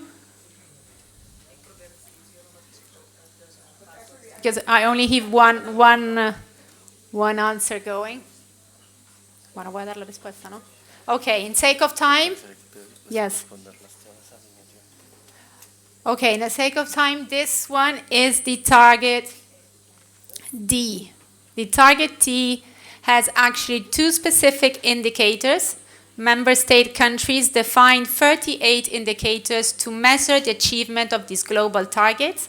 This was done through an open-ended working group comprised of experts of member states in 2016. And there are several indicators for target D, and one indicator specifically is to reduce the number of education facilities that are damaged or destroyed. So this is a clear link to how we protect our schools in case of a disaster strikes. And the other indicator is to reduce the number of disruption of education service. This means how do we guarantee that education keeps going and is in place after an event and after a disaster. So that's the right of education in emergency and keep running the education service, being considered education together with health, one of the basic services of countries. So this is the target that is more linked to the education and school safety. I will give now word to Jair to have now a look at the comprehensive Safe School framework, now that we have clear and we went through the Sendai framework. Thank you. Thank you, Saskia. And sorry for my voice. I lost the voice in the plane coming from New York to St. Vincent. I don't know why they have this tradition to put the air condition very, very, very cold, and I'm not very used to that, so it was a little bit, so since Friday I didn't have voice, so sorry for my strong Colombian accent and for this very strange voice. So I just want to go a little bit faster because we are talking here about the school safety. And one of the ideas is to try to understand what is school safety. So if you see in the second question that is in that pool that you are seeing in your computers or in your telephones, we are asking like a holistic approach for school safety includes. So one of the questions is disaster reduction and climate change adaptation, protecting education from attack during times of armed conflict, safe from violence, bullying, harassment, and substance use, or all of the possible answers. So if you have the time to answer to the survey, if not, don't worry, we will try to fix up this technical problem at the end. I just wanted to mention these three particular elements that we have. So one is concerning protecting schools for in the case of disasters. So to doing school safety as a disaster risk reduction and climate change adaptation. And this is one of the main answers. This is why we are here. But also we cannot forget that there are other frameworks that also belongs to the school safety issue. We have a declaration now that was started in Norway, Oslo, and that continue with the Buenos Aires declaration signed 2 years ago concerning protecting the education sector in the times of conflict arm. Most of you, I know, that has been invited to the meeting in Spain, in Mallorca, where is going to be a school safety global conference. That specific conference that is going to be held in Mallorca this year, it's going to talk about that specific topic, about school safety in the framework of conflict and war times. They are not going to talk about disaster risk reduction or climate change adaptation, but this is another agenda on which ones we are also working together. So it's going to be also a partner from UNESCO, partners from UNICEF. There will be many people working on that. But just to inform you a little bit, because we realize that there is a lot of confusion now when we talk about the school safety. So sometimes, we say, it's school safety against disasters. And they were saying, no, it's against conflict time. So there are the two parallel agendas that are moving, and it's important that you as ministers and people working on the ministries understands that these two parallel agendas is not that they are parallel and not are integrated. They become to the big concept or philosophical concept about what school safety is. And parallel to these two that I have just mentioned, we have also all this agenda on preventing violence, bullying, use of substance, and any other hazards that also include school safety issues. So we have on the holistic approach of school safety, we have that one that brings us today and tomorrow to discuss, that is in concerning natural hazards or concerning everything that is related to the Sendai framework and to the Paris Agreement on climate change. We have the second agenda that is more about conflict and war agenda that is preventing that the schools will be used as military targets, and the third one that is more related about bullying, violence, guns, etc., etc. So it's important to have that clarity, like that when you go back to your ministers and you get invitations for a different school safety workshop, to try to understand a little bit better what is the topic that will be behind. It's not that we have a saying in my country, in Colombia, that is said like, el que mucho abarca poco aprieta, that I will try to translate in order to say, like, who wants to take a lot, don't hold too much. So in a way, this is why we differentiate these three agendas in order to know how to move on that. Then we are talking in the framework of disaster risk reduction and climate change. On this specific agenda, you have been reading a lot about the comprehensive school safety framework. So the comprehensive school safety framework is how many technical people and many ministers and many people from different organizations has been working to define what is school safety in the context of DRR and climate change. In the first meetings that happened in 2007, I will remember, it was a call from all the governments globally to request the UN and big NGOs working on the area of school safety to provide methodologies to assess school safety. And we met all together and we say, okay, let's produce a methodology for this. But we realized that school safety has different connotations from different people. My colleague from the food organization, he said school safety is nutrition. And he was not wrong. My colleagues from UNICEF say, no, it's child protection. I'm coming from the natural sector of UNESCO, so I was saying, like, no, it's hazard assessment. My colleagues in the education were saying, no, it's curricula. And everybody starts saying, like, oh, we have different areas on which one school safety can be understood. This is why we came out with the comprehensive school safety framework that actually is 3 pillars. So I'm going to be very briefly on that. The first pillar is talking about what we call safe learning facilities. And the safe learning facilities are talking about the science behind the concept of school safety. We are talking about the infrastructure itself, but also we are talking about the environment of that infrastructure. So to which kind of hazards the school is exposed, but also how we have built the building in order to resist or to behave in a good way in face to that specific hazards. The second pillar is about school disaster management. So it's disaster management at the school level.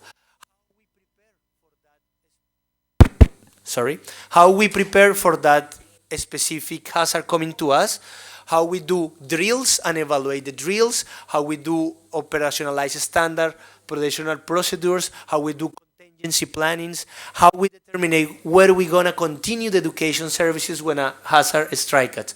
So this is what is called the Pillar 2 on disaster risk management at the school level. And the third one is concerning what we call the disaster risk reduction and resilience education.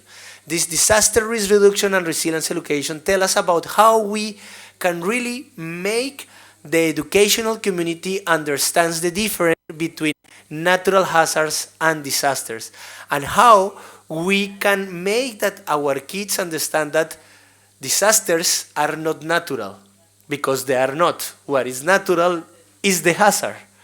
So we need to bring them to have this misconception in their minds to be revealed. And how we can do that? So through the curriculum, so helping them that they understand these concepts through curriculum, in biology, in mathematics, in history, etc., etc. Training teachers in order for them to be better knowledgeable about these specific issues, but also not going only on the formal educations, but also on the non-formal educations, because the schools is the excuse to go to the larger community. When you teach a kid something, you are sure that the parents of that kid will learn it.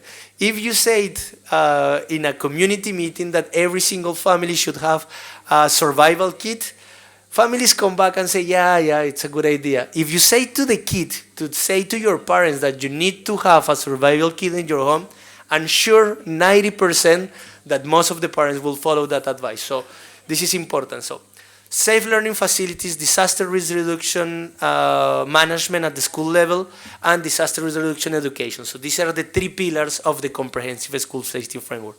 But these three pillars only will work if we have, and this is one of the main reasons of this meeting today about why we are here, ministers of education and directors of national emergency officers, of national disaster management officers, because this only will work if there is a good coordination and cooperation between the two authorities working on this at the country level, the Ministry of Education and the National Disaster Management Agency. So if in the policies and plans of the Ministry of Education are aligned with the policies and plans of the National Disaster Management Officer, is when we can really make these things happen in a coordinated manner. Just a small example. In the country of my colleague Saskia, Italy, the Minister of Education years ago launched a circular, a law, requesting that all the schools will be locked with key when you have school activities, in order to prevent that people that are not belonging to the education services enter, and maybe, avoiding that for security reasons, let's say. At the same time, the National Disaster Management Agency of Italy requests that all of the schools will be open, because in the case of an earthquake, it will be important that people can evacuate easily. So in a way, we put our principals in the school in a difficult situation, because he was saying who I should follow, the directive from the Minister of Education or the directive from the National Disaster Management Agency. So this is why it is important. It's one of the objectives that we have today, is that start that conversation that maybe in some countries work very good, but in other ones we still don't talk too much as the Minister of Education with the National Disaster Management Agency, or we don't talk too much with other people that can provide us with further information on this. So this coordination is very important in order to make that the three pillars go together. Okay? So this is what I wanted to mention today, and this is how we're going to finish this specific session. So it was a very short introduction about what is Sendai, where we link our activities, where are we linking this Caribbean Safe School Initiative, and what is the content on that initiative, on the subject. So what is school safety? So school safety is the three pillars, encompass and harmonize in the policies of the Minister of Education and the National Disaster Management Office. And for good implementation and efficient implementation, coordination, cooperation needs to be done, and the three pillars needs to be put in into consideration. It's not only curricula, it's not only infrastructure, it's not only drills, it's everything. It's everything, and if we want to get here to the final target on 2030 that all schools will be safe and are safe and secure for our kids, this is how we need to follow. And the roadmap that you have agreed 2 years ago is based on these concepts and is based on this important cooperation. So thank you for your attention. If you have any question, please, about this, let me know, raise your hand now. If not, we're gonna continue here for any kind of doubt. You have also the slide for questions, technical questions. So please, just let us know. Please, my colleague from UNICEF. Okay, thank you for this informative presentation. Just a need of clarification about the concepts, because we have been having some questions from Commonwealth or Dominica, Ministry of Planning Education, about the concept of smart school program. Thank you for the question, because I think that is very pertinent on that. And for instance, if you see the Smart School program, and on that, I guess after I intervene, I will leave also maybe Sidima can help me on that, because if you see on the global, on the regional school program of Sidima, they have also include smart schools, because we are talking about disaster risk reduction and also climate change adaptations. And we need to make the links between these two. And this is what I was mentioning in the beginning. On the whole agendas, you have one, for instance, on conflict, another on violence at the schools, but then you have that one that we are discussing now, that is on disaster risk reduction and climate change adaptations. Notably in the areas where we are, in the Caribbean, we are a small islands development state, and we are one of the most vulnerable to the negative effects of climate change. So it is important that we incorporate these concepts together on the smart school, and in order that they will be inclusive and sustainable, at the same time resilient for the other. Elise, you want to mention something on that, please? Yes, thank you very much. And just to indicate that the Model Safe Schools program that was collated by Sedima was actually built on a model that was developed by the BVI. And one of the areas that the BVI had introduced, and which we also supported when we took it to the regional level, was the concept of integrating the green considerations.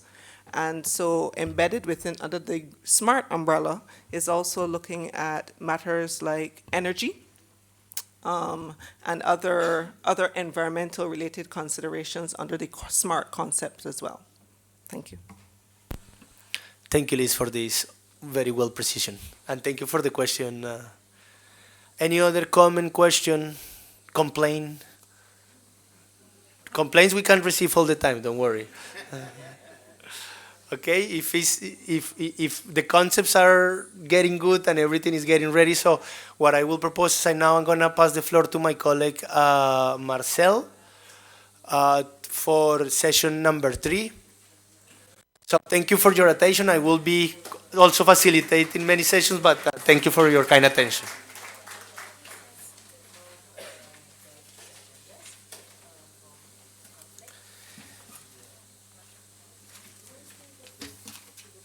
Thank you very much for that session. With that, I would like to go straight into session number 3, the Antigua and Barbuda Declaration on School Safety and Progress in the implementation of the regional roadmap. The session will be chaired by Director Brown, and he will introduce the speakers who will remain in their seats.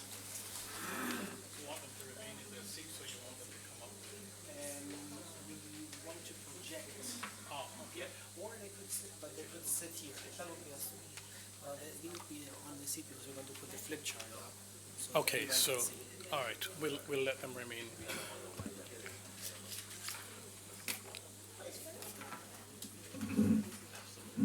Ministers, Ministers, colleagues, welcome to session 3. And as Marcel says, this session is focused on the Antigua and Barbuda Declaration on School Safety and looking at the progress in implementing the regional roadmap for school safety. But before we begin, I'm just going to ask you to stand for a minute, get the circulation going, meet somebody that you have not met before. Just introduce yourself, and then we will move on. Don't go very far. Just stand, get the circulation going. Say hello to somebody. Yes, hello.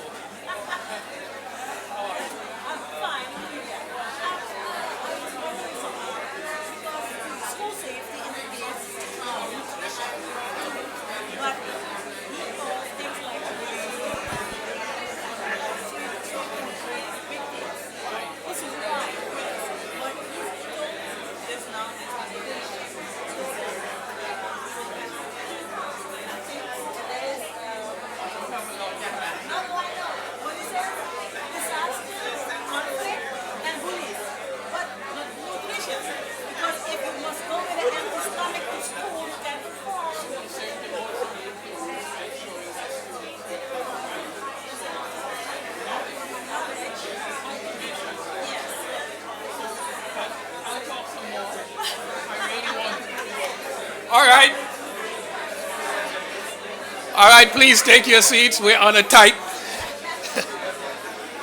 Please take your seats now. What's the name of the video? Okay. We are on a tight time schedule, so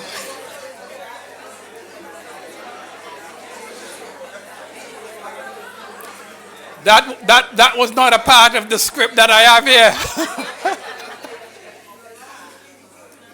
That was my own initiative, so we have to go. But it was a good one. All right. Okay. All right, let's go.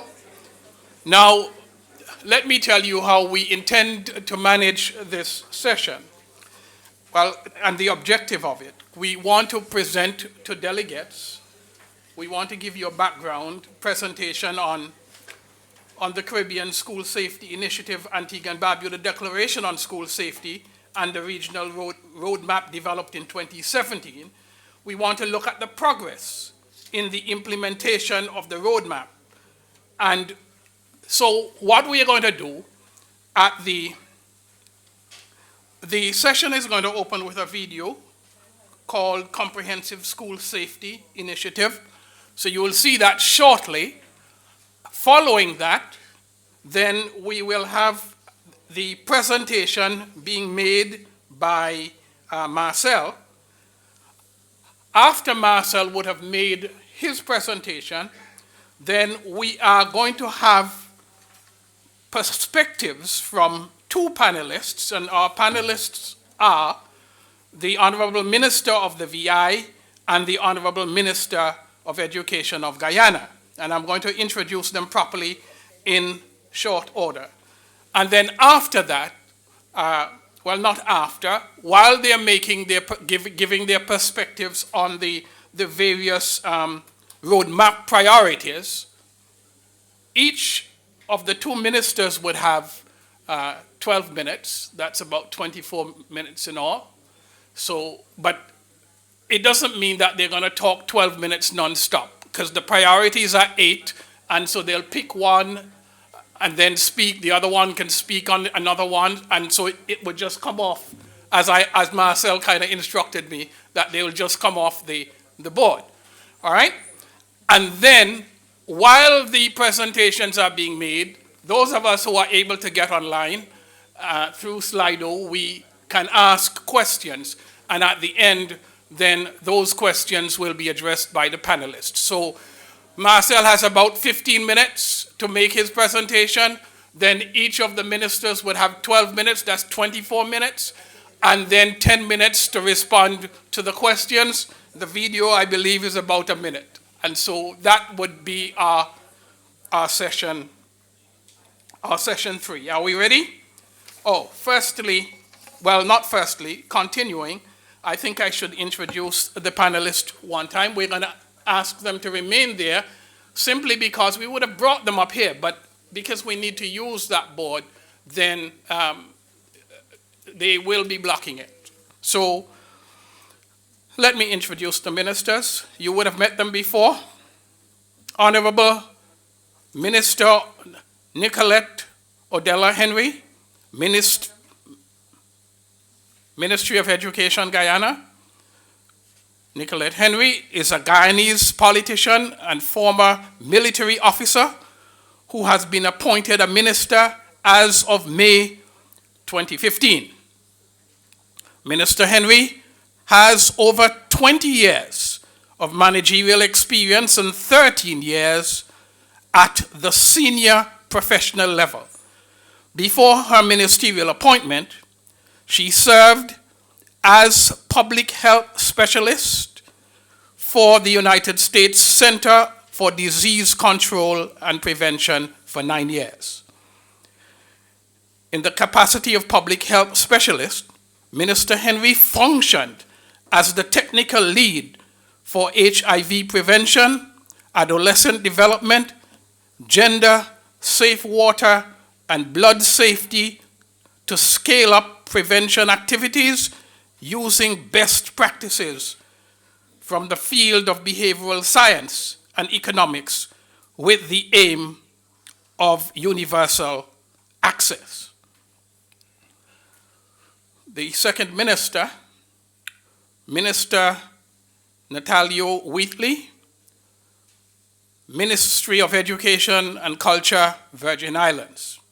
Dr. the Honorable Natalio D. Wheatley is a newly elected Minister of Government serving in the post of Deputy Premier and Minister of Education, Culture, Youth Affairs, Sports, Agriculture, and Fisheries, with other responsibilities for just a little over 2 months. Let's welcome him, give him a welcome. New kid on the block. Dr. Wheatley, even though he might look young, is an educator and taught in the H.L. Stout Community College for approximately 12 years.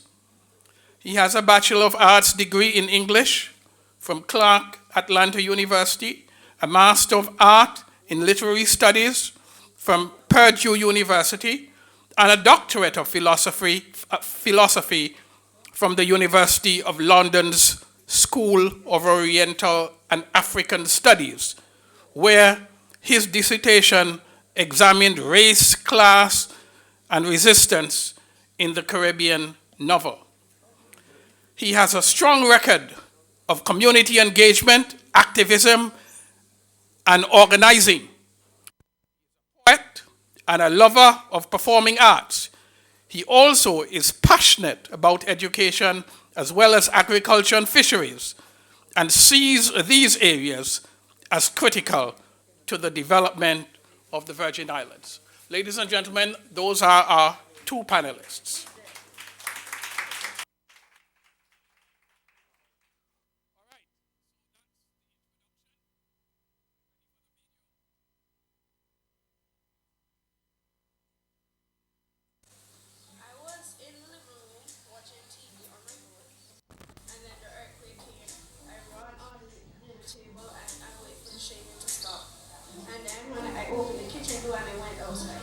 The Caribbean Safe School Initiative, CSSI, launched in April 2017, is the framework to advance school safety in the Caribbean, and it is the region's contribution to the worldwide initiative on Safe Schools, WISS.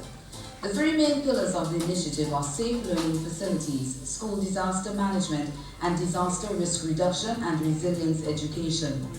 A number of schools in the region have already adopted the CSSI, including schools in Antigua and Barbuda, Guyana, and St. Lucia. In the Caribbean, we have been working specifically with SEDIMA and other partners, UNICEF, UNESCO, on having commitment by the highest authority on school safety. So we carried out the first ministerial forum here in Antigua and Barbuda, where 12 ministries of education adopted the Antigua and Barbuda Declaration and created the Caribbean Safe School Initiative, which is the framework on how to move forward on the worldwide initiative, specifically to the Caribbean.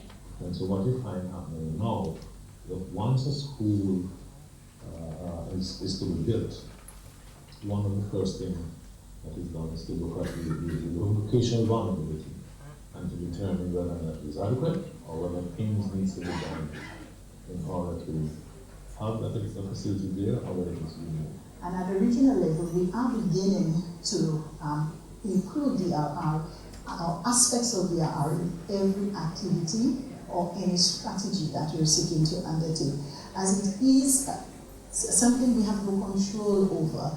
As we realize, the hurricane seasons, they were set, and these were the times we looked for a trough or a storm or some adverse event.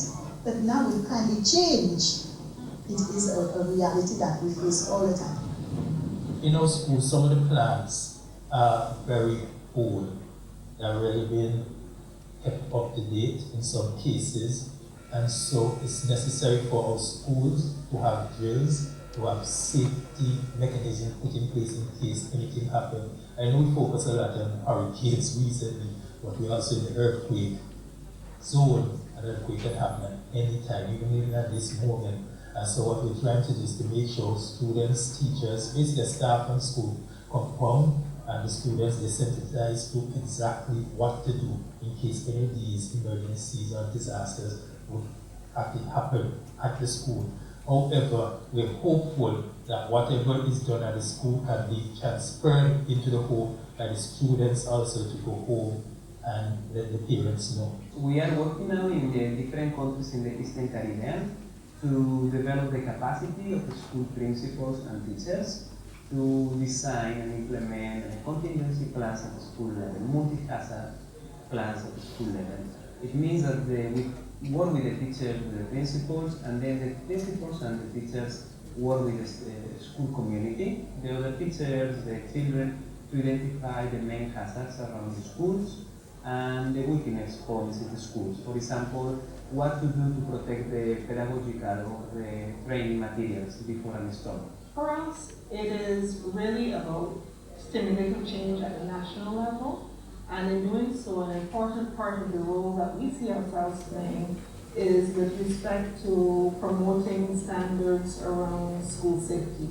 We have a number of partners who have been working with us in the region, regional and international partners, and in July of this year, we established formally a partnership around the whole area of safe schools. We have seen an increase in awareness.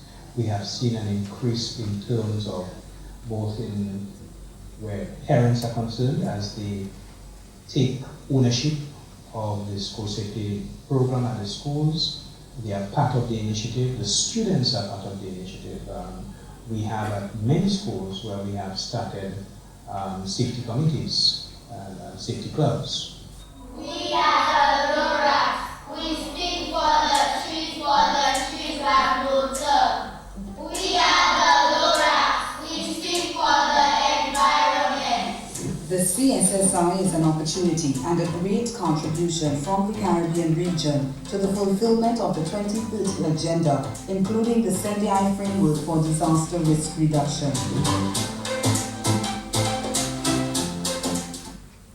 All right, we invite Marcel to make a presentation. Where is he?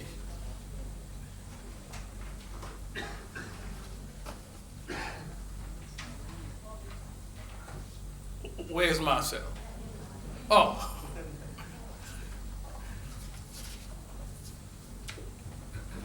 Thought you left me stranded. No, I didn't actually. I want to use the stand-up microphone, which I believe is going to be more suitable. Yeah, the microphone there.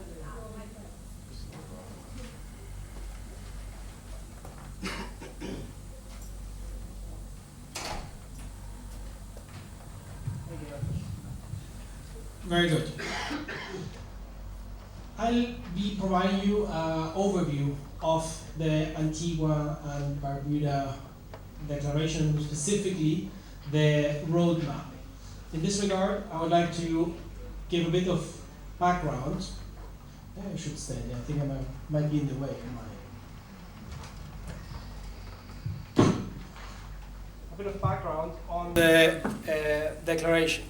So, in 2015, in April, so exactly 2 years ago, we had the opportunity to meet in Antigua and Barbuda. We had representation from 12 Caribbean countries, and during that opportunity, we also had the chance to launch the Caribbean Safe School Initiative. Now, during those 2 days, there were presentation on resources, opportunities, and deliberations of where should we go with school safety in the region. There were two main outputs from this forum. The first one is, of course, the Antigua and Barbuda Declaration to School Safety, which is the political commitment to advancing school safety in the region, and the Caribbean Roadmap for School Safety, which is the tool that we use to plan and to measure our progress in these matters. Now, what exactly is in this roadmap? It is structured around the same comprehensive school safety framework that my colleague Yair was telling you about just some time ago. And for each of those, for each of the 3 pillars, plus the enabling environment, countries chose by consensus 3 main priorities to be tackled over the last 2 years. For Pillar 1, safe learning facilities, participants identified the development and implement a standardized school safety assessment and to develop a safe school standard. The 2 priorities to make learning facilities safer in the region. Secondly, on Pillar 2, school disaster management, there was a need identified to review and develop multi-hazard school safety plans and guiding documents. So the tools at school level, but also the necessary resources for staff and students to be able to develop these. And to improve coordination among stakeholders led by the Ministries of Education as it relates to disaster risk management in the education sector.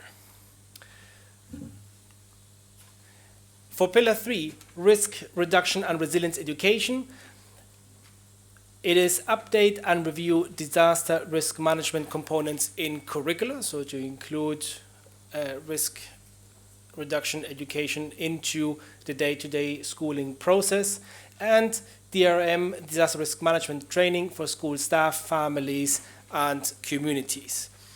Now, as it relates to enabling environment, the overarching framework that needs to be in place for these 3 pillars to be able to be implemented in a sustainable way, we have the develop enabling policies and national plans and strategies, as well as human and financial resources to be able to implement these. Now, these are the priorities. The roadmap also asked participants to identify key national and regional activities or actions that will help us to get to these areas or to achieve these priorities. And identified 21 national level activities and 15 regional level activities. Prior to the forum, as I mentioned at the beginning, we did a consultation among the countries who are attending here today. We received 11 replies from the 12 countries who are already signatories to the Antigua Barbuda Declaration, plus 4 countries who are not, but which also helped us to see how is school safety being advanced so far in the region, and indeed showing quite a very important coherence with what is being proposed in the roadmap. Now, I would like to show you the outcome of that monitoring. Now, just to clarify, we are here looking at the national level activities, and we're only looking at the countries who are already signatories to the declaration. So what we see here is the way information was collected. It made a distinction into if countries achieved had some progress, significant progress, or achieved specific activities, or if there was eventually no progress. What we can see from this chart, which is the overarching summary of progress for each of the three pillars and the enabling environment for all of the priorities and for all of the countries, we can see that the main focus was on Pillar 2, school disaster management, followed by the enabling environment, the development of policies, and work on safe learning facilities.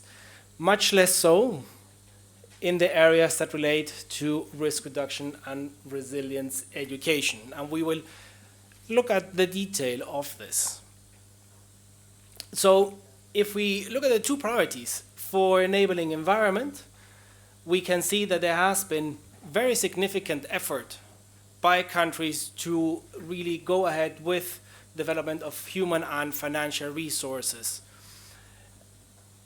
More limited, the development of enabling policies and national plans and strategies. Now, within this chart that you will see here, you will see some areas that have this, that have a little exclamation mark here. That exclamation mark means that it is one of the three lowest ranking areas. So if we're going to talk tomorrow about the roadmap and how to update it, this is definitely one of the areas that we need to look at. Now, why is that here?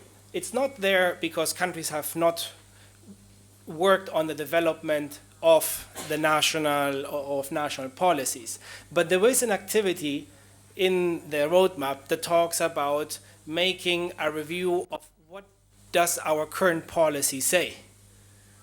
And somehow we didn't really do that. We went straight into developing the policy without making the necessary review of what exists today, what is written in disaster risk management policies, what is written in the different education sector policies. On the second pillar, safe school standard and enhance and implement standardized school safety assessment.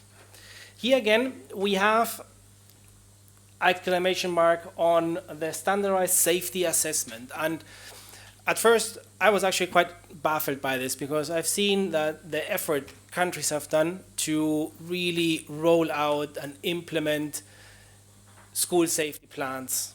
However, while there have been all this effort happening, the roadmap also requires that these efforts are scaled up at a national level. And that is where we were not able to advance as much as we would like to. So we were able to select a tool, we were able to pilot a tool, but we're not there yet to really make sure that we have a national coverage of these tools and these plans. So here again, we have an area of attention for us to look at during the roadmap update. On the second pillar, school disaster management. Here we have quite a significant progress in the school safety plans. So the safety plans developed by each of the schools. We have seen also very significant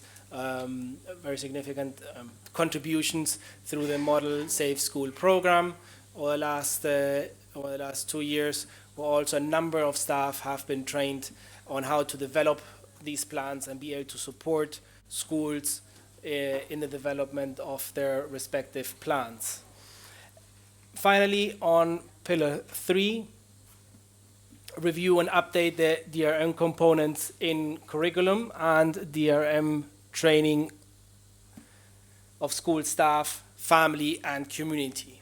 Now, here we're going to get to the very, very, very lowest score of the roadmap, which is review and update DRM components in curriculum. For some reason, there's a very widespread consensus that we need to incorporate disaster risk management components into our normal school curricula, but we have been unable to really tackle the issue of reviewing the curricula and being able to streamline DRM content into schools. You will receive this as well as a printout for tomorrow's group work. So these are the national level priorities.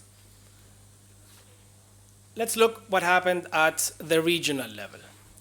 And here I need to make a comment.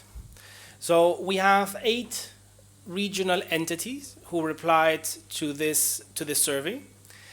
And here we need to take into consideration that, of course, not all entities have the same mandate. So not everyone will necessarily be forced to work on all the different issues at the same time. So what we're going to look at is the number of institutions who took the lead or who implemented actions to support the different, or the same priorities. So here there's definitely a very important support being provided to develop human and financial resource. And as you remember in the previous slide, or the national level, this area also had a tick. So here we can definitely see that there's a very good synergy between the national and the regional level to develop human and financial resources. Regarding Pillar 1, safe learning facilities, also support the enhancement of an implementation of the standardized safety assessment. Again, we can see the linkage with the national level. So it really underscores the importance of have close cooperation and synergy in this area. Here on review and develop multi-hazard school safety plans and guiding documents, the regional effort has been limited in the sense that there has not been a wide approach by a number of regional institutions to develop this priority. However, and of course often more in line with the mandates of the different institutions, there has been very important progress regarding facilitating coordination among stakeholders.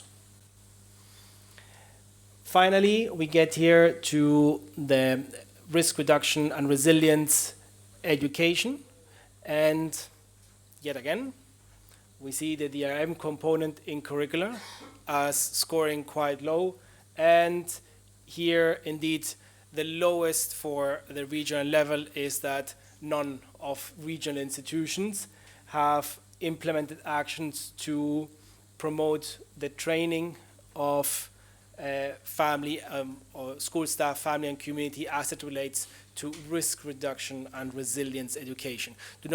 We should not confuse this with the trainings that have been supported to develop the school plans as it relates to actions for school disaster management. There has been important focus and work in that area.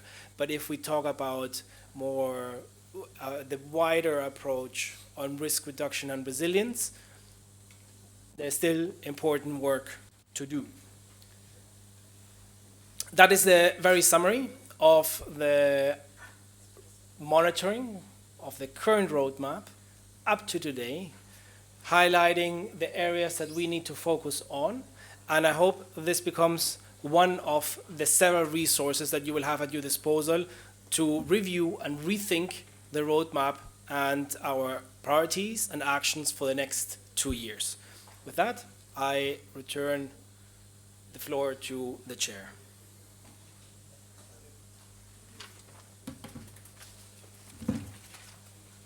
All right, we thank Marcel for that summary of the current roadmap. It is time to hear from the panelists. Again, each of the two panelists has 12 minutes. Now, you don't have to take your 12 minutes one time. You're going to be speaking to the 8 priorities. That's 8 things stuck on the board there. Yeah? Yeah? Okay. I just want to make sure. And so once one of the priorities would have been addressed, then I think it's going to be taken off and we move on. All right? Is that a fair way to go? Panelists? Okay. All right, so we invite, who's going to come first? All right, Dr. Wheatley is coming first.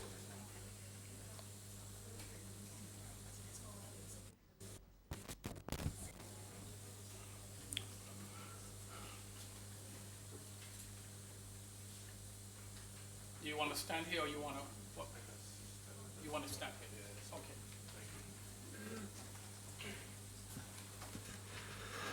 I recognize the protocol that's been established throughout these proceedings. Good morning or good afternoon.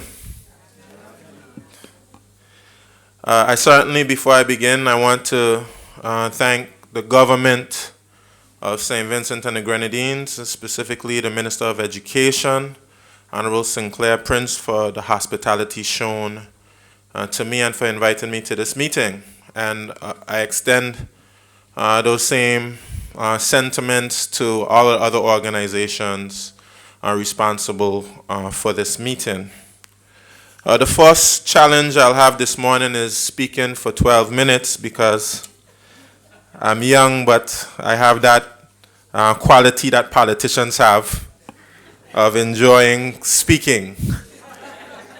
But I'll try my best this afternoon.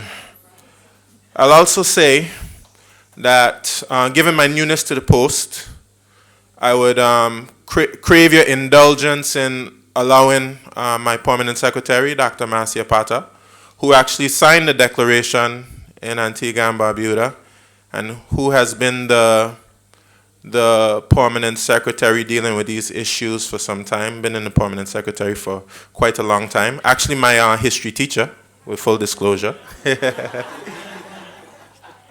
And also Charlene Dabrio as well, to contribute when necessary, since I'm new to the post, and perhaps they can provide some more insight in some of the areas. I actually liked what you said earlier about just choosing one priority and speaking to it.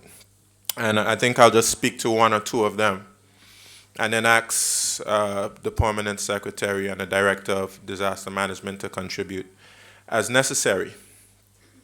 Firstly, as we all know in this room, in 2017, the British Virgin Islands was exposed to an unprecedented level of events in our histories. We had a trifecta. We had devastating floods in August of 2017, followed by 2 category hurricanes. We were affected more so by Hurricane Irma, which did a lot of damage to the Virgin Islands. We estimated about $3.5 billion of damages across the public and the private sector. Specifically in the area of educational facilities, we estimate about $47 million of damages. Among the 19 public schools across the primary and secondary institutions, 10 of them were either destroyed or had extreme damages, and all of them were affected in some way. We have students even to this day who are going to school in tents. So the damage was certainly great. So what we're speaking about, and I know for this is the case for many countries represented here today, what we're speaking about is not simply theoretical. It is actually reality for many of us, and it's quite recent reality for many of us. Now, it's very clear that we have to build resilience. And I'll take this opportunity to speak about something that was actually brought up just a while ago, which was the implementation of the Safe School Standard, which we in the BVI have broadened to a cross-sectoral framework, which includes, as was mentioned, the environmental considerations, as well as health considerations. We have dubbed it the SMART school concept, SMART schools. So if you have healthy schools, if you have safe schools, and you have green schools, then you are deemed to have SMART schools from the BVI concept. And this concept, of course, as a result of the natural disasters, we certainly had the opportunity to assess where we were in relation to that particular framework. And based on the results of Hurricane Irma, I'd say we did not fare too well based on where we were. And now we are in the planning and implementation stage of this framework to build resilience and to result in greener, healthier, and safer schools. I'll begin with the healthier schools. This would include, for instance, access to clean air in our schools, access to clean water. It would include the recreational facilities, ensuring that young persons have access to areas where they can exercise, and so on and so forth. It would include even making sure that we have information, a free flow of information between the Ministry of Education and the Ministry of Health, for instance, to ensure that we defend against any public health hazards that may occur, ensuring that we have all the relevant information, health information on all of the different students. And just before this, in the coffee break, I was speaking to, I believe it's the coordinator for public health hazard prevention here in St. Vincent and the Grenadines. And we were on the same sentiment, so I was pleased that, and other persons I've spoken to already, we cannot continue to operate in silos. We must have more comprehensive, more integration of systems to ensure that we make proper use of our resources and that we are more efficient and effective. So the Ministry of Education and the Ministry of Health in the British Virgin Islands have signed a memorandum of understanding for closer working relationship that we expect to bear fruit. Let's deal with the safer schools concept. Safer schools certainly want to ensure, and we have a good opportunity to do this now, given the fact that we had these terrible disasters, we certainly are rebuilding. And we see this as an opportunity to rebuild stronger. And so even though these disasters certainly have lots of drawbacks, lots of devastation, they also present opportunities. The school that I went to, the secondary school that I went to, was very old, probably about 40, 50 years old or even more, and it really needed to be rebuilt. So Hurricane Irma did that job for us. And we are now in the process of rebuilding and making sure that all our educational institutions are watertight, windows, doors, roofs, etc. Also, we are ensuring that every school has a contingency plan for the various hazards that we are potentially exposed to. And it's not enough for the school simply to have a plan. These plans must be tested and have been tested on an annual basis, or perhaps even, I'd have to find out from my team how often that is being done. But certainly on an annual basis, we have to test these plans. I'll move on as well to green. In terms of the green schools, many of our schools are being equipped with solar panels. We are replacing some of the lighting that we have to LED lights to ensure that we have greater energy efficiency. That will extend as well to different areas like water and so on and so forth, making sure that we are efficient in terms of our energy. Certainly, we are incorporating the concept of the school gardens to educate the young persons to know where the the food comes from, teaching them about landscaping and the importance of that to things like flooding, natural disasters, tsunamis, etc. And even educating persons about climate change and how we do our part to ensure that we are limiting the amount of greenhouse emissions, for instance, which are leading to the variation in the temperature and leading to all of these devastating hurricanes and other problems we have in terms of rising sea levels, etc. So that's the smart school concept, which there's so much other components to it. But I'll use this opportunity now to ask my permanent secretary and the director of disaster management to supplement any areas where they see fit.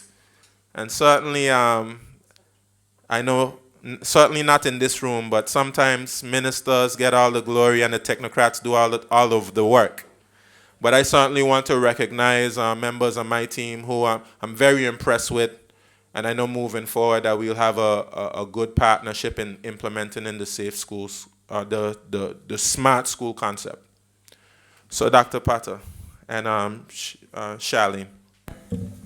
Minister, I'm going to give you an A for that, an A plus. You hit all the right notes there, so I don't think that there's much more to add. We are looking at, I know with the concept of SMART, people think about information technology, so just to add to your presentation that is an important element of the SMART initiative. And the work in this started all the way back in 1998.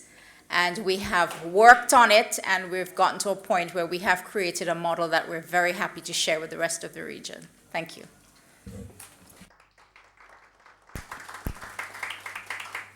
Well, thank you so much for your indulgence. I've done the impossible, and I've stayed within the 12 minutes. So I look forward to the other panelists and to the rest of the conference. Thank you.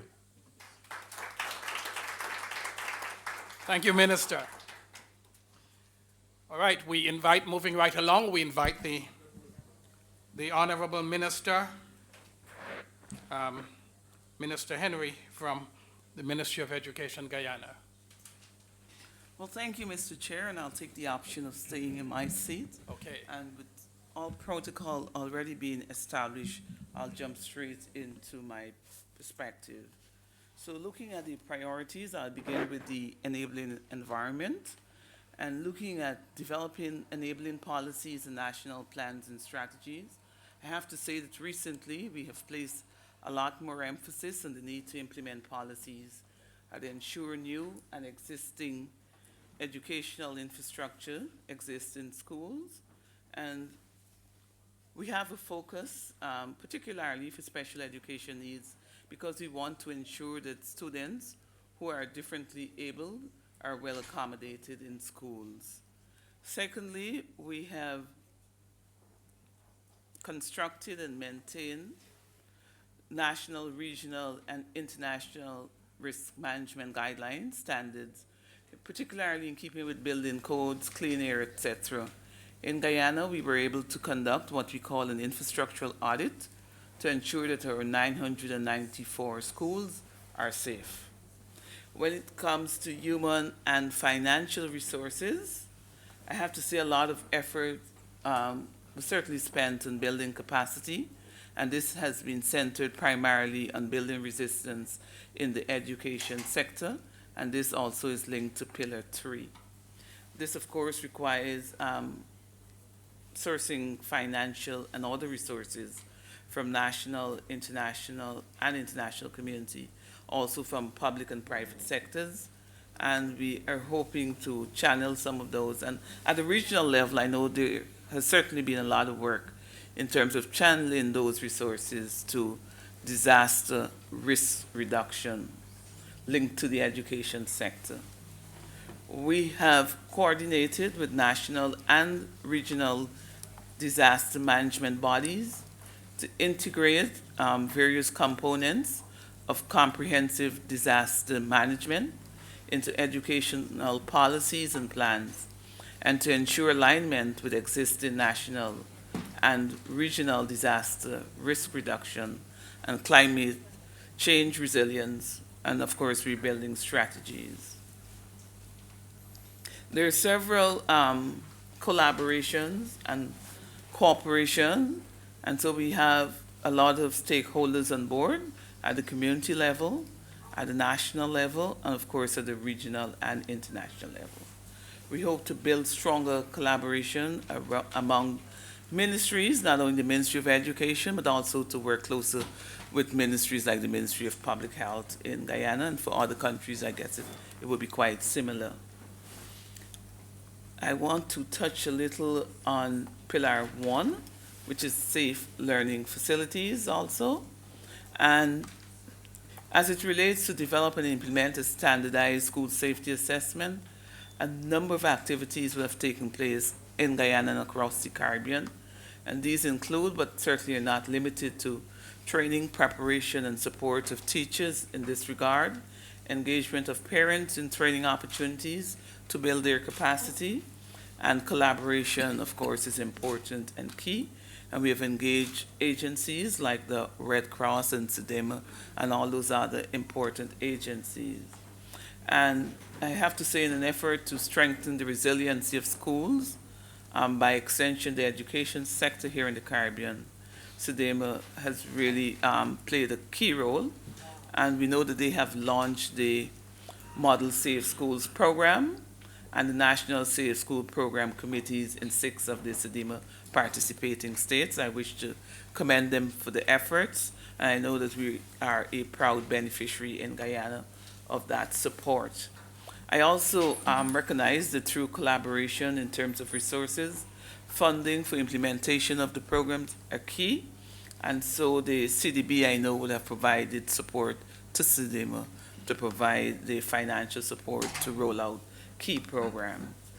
In terms of Pillar 2, which speaks to school disaster management, insofar as review and develop multi-hazard school safety plans and guiding documents, there's more mainstreaming of activities related to safe school, I believe, across the region.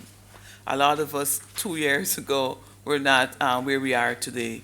And so this initiative has really helped countries, particularly in my own country, Guyana, to move forward in this regard. There are a number of plans that we were able to develop. As I pointed out, those related to school building codes, etc. And plans are also being updated and revised to strengthen the Safe School initiative at home. In terms of improved coordination among stakeholders led by the Ministry of Education, I think I alluded to that earlier in my perspective when I touched on what is happening in terms of teachers' preparation, support, and training. If I were to quickly move along and to touch on Pillar 3, I think when I spoke to the issue of capacity building, I did talk a little about how we are updating and reviewing disaster risk management components in schools and by extension in school curriculums. And therefore, I believe that disaster risk management training is happening on a very wide scale, and not only in schools in terms of teachers and students, but also in terms of communities as we reach parents and families. And so that would be my submission, and I think I've covered, or at least touched on most of the pillars that I was asked to touch on today. Thank you for your attention, ladies and gentlemen. Thank you very much, Minister Henry of Guyana. All right, we are out of time, long out of time, but we did mention at the beginning when we said how we would have organized this session, we did indicate that we would have taken a question or two. And that a question or two literally means a question or two. And so we're going to open it up just for a maximum of 2 questions. We thank the panelists as well as we thank Marcel for his, yes, CDB. So my question is actually for the team from the Virgin Islands. And it's a 2-part question. I wanted to know, given the urgency to ensure that students are or will be returning to school, how has the government of the Virgin Islands ensured that you are indeed building back stronger, better, and in keeping with good practices? And secondly, how have you addressed the psychosocial vulnerabilities that would have occurred, especially after the recent hazard events in the Virgin Islands? Thank you for your question. Certainly I know that we have revisited our building code, and we are improving our business code and ensuring that all persons reconstructing abide by that particular building code. And Charlene can add to that as well. But in terms of the psychosocial, I know there were assessments done and counseling services offered to not just the children who went through this disaster, but adults, teachers, administrators as well. I should say as well, recognize that next to me, Honorable Minister from Dominica, I was so greatly hurt by some of the young persons who traveled from the BVI during Hurricane Irma. And some of those young persons would have returned to Dominica, right after, and a few weeks later, those young persons would have been exposed to Hurricane Maria. So I don't take lightly the psychological effects of the storm. It's something that we have to continue to walk through. Some of the young persons, the wind just needs to howl, and they're frightened. So it's an area that, even though we've done something, we have to do a lot more. Thank you. Any questions from this side? One question. I'm not begging a question. If you don't have one, you don't have to have one. Mr. Brown, I just want, before you go to the next question. Yes, Dr. Potter. Just to point out that in addition to what Minister said, we had donors who came forward to help us rebuild schools. And every donor was given a list of the standards, the Smart School Toolkit, and informed that in rebuilding the schools, all of this had to be followed to ensure that our schools were built back better, stronger, and more resilient.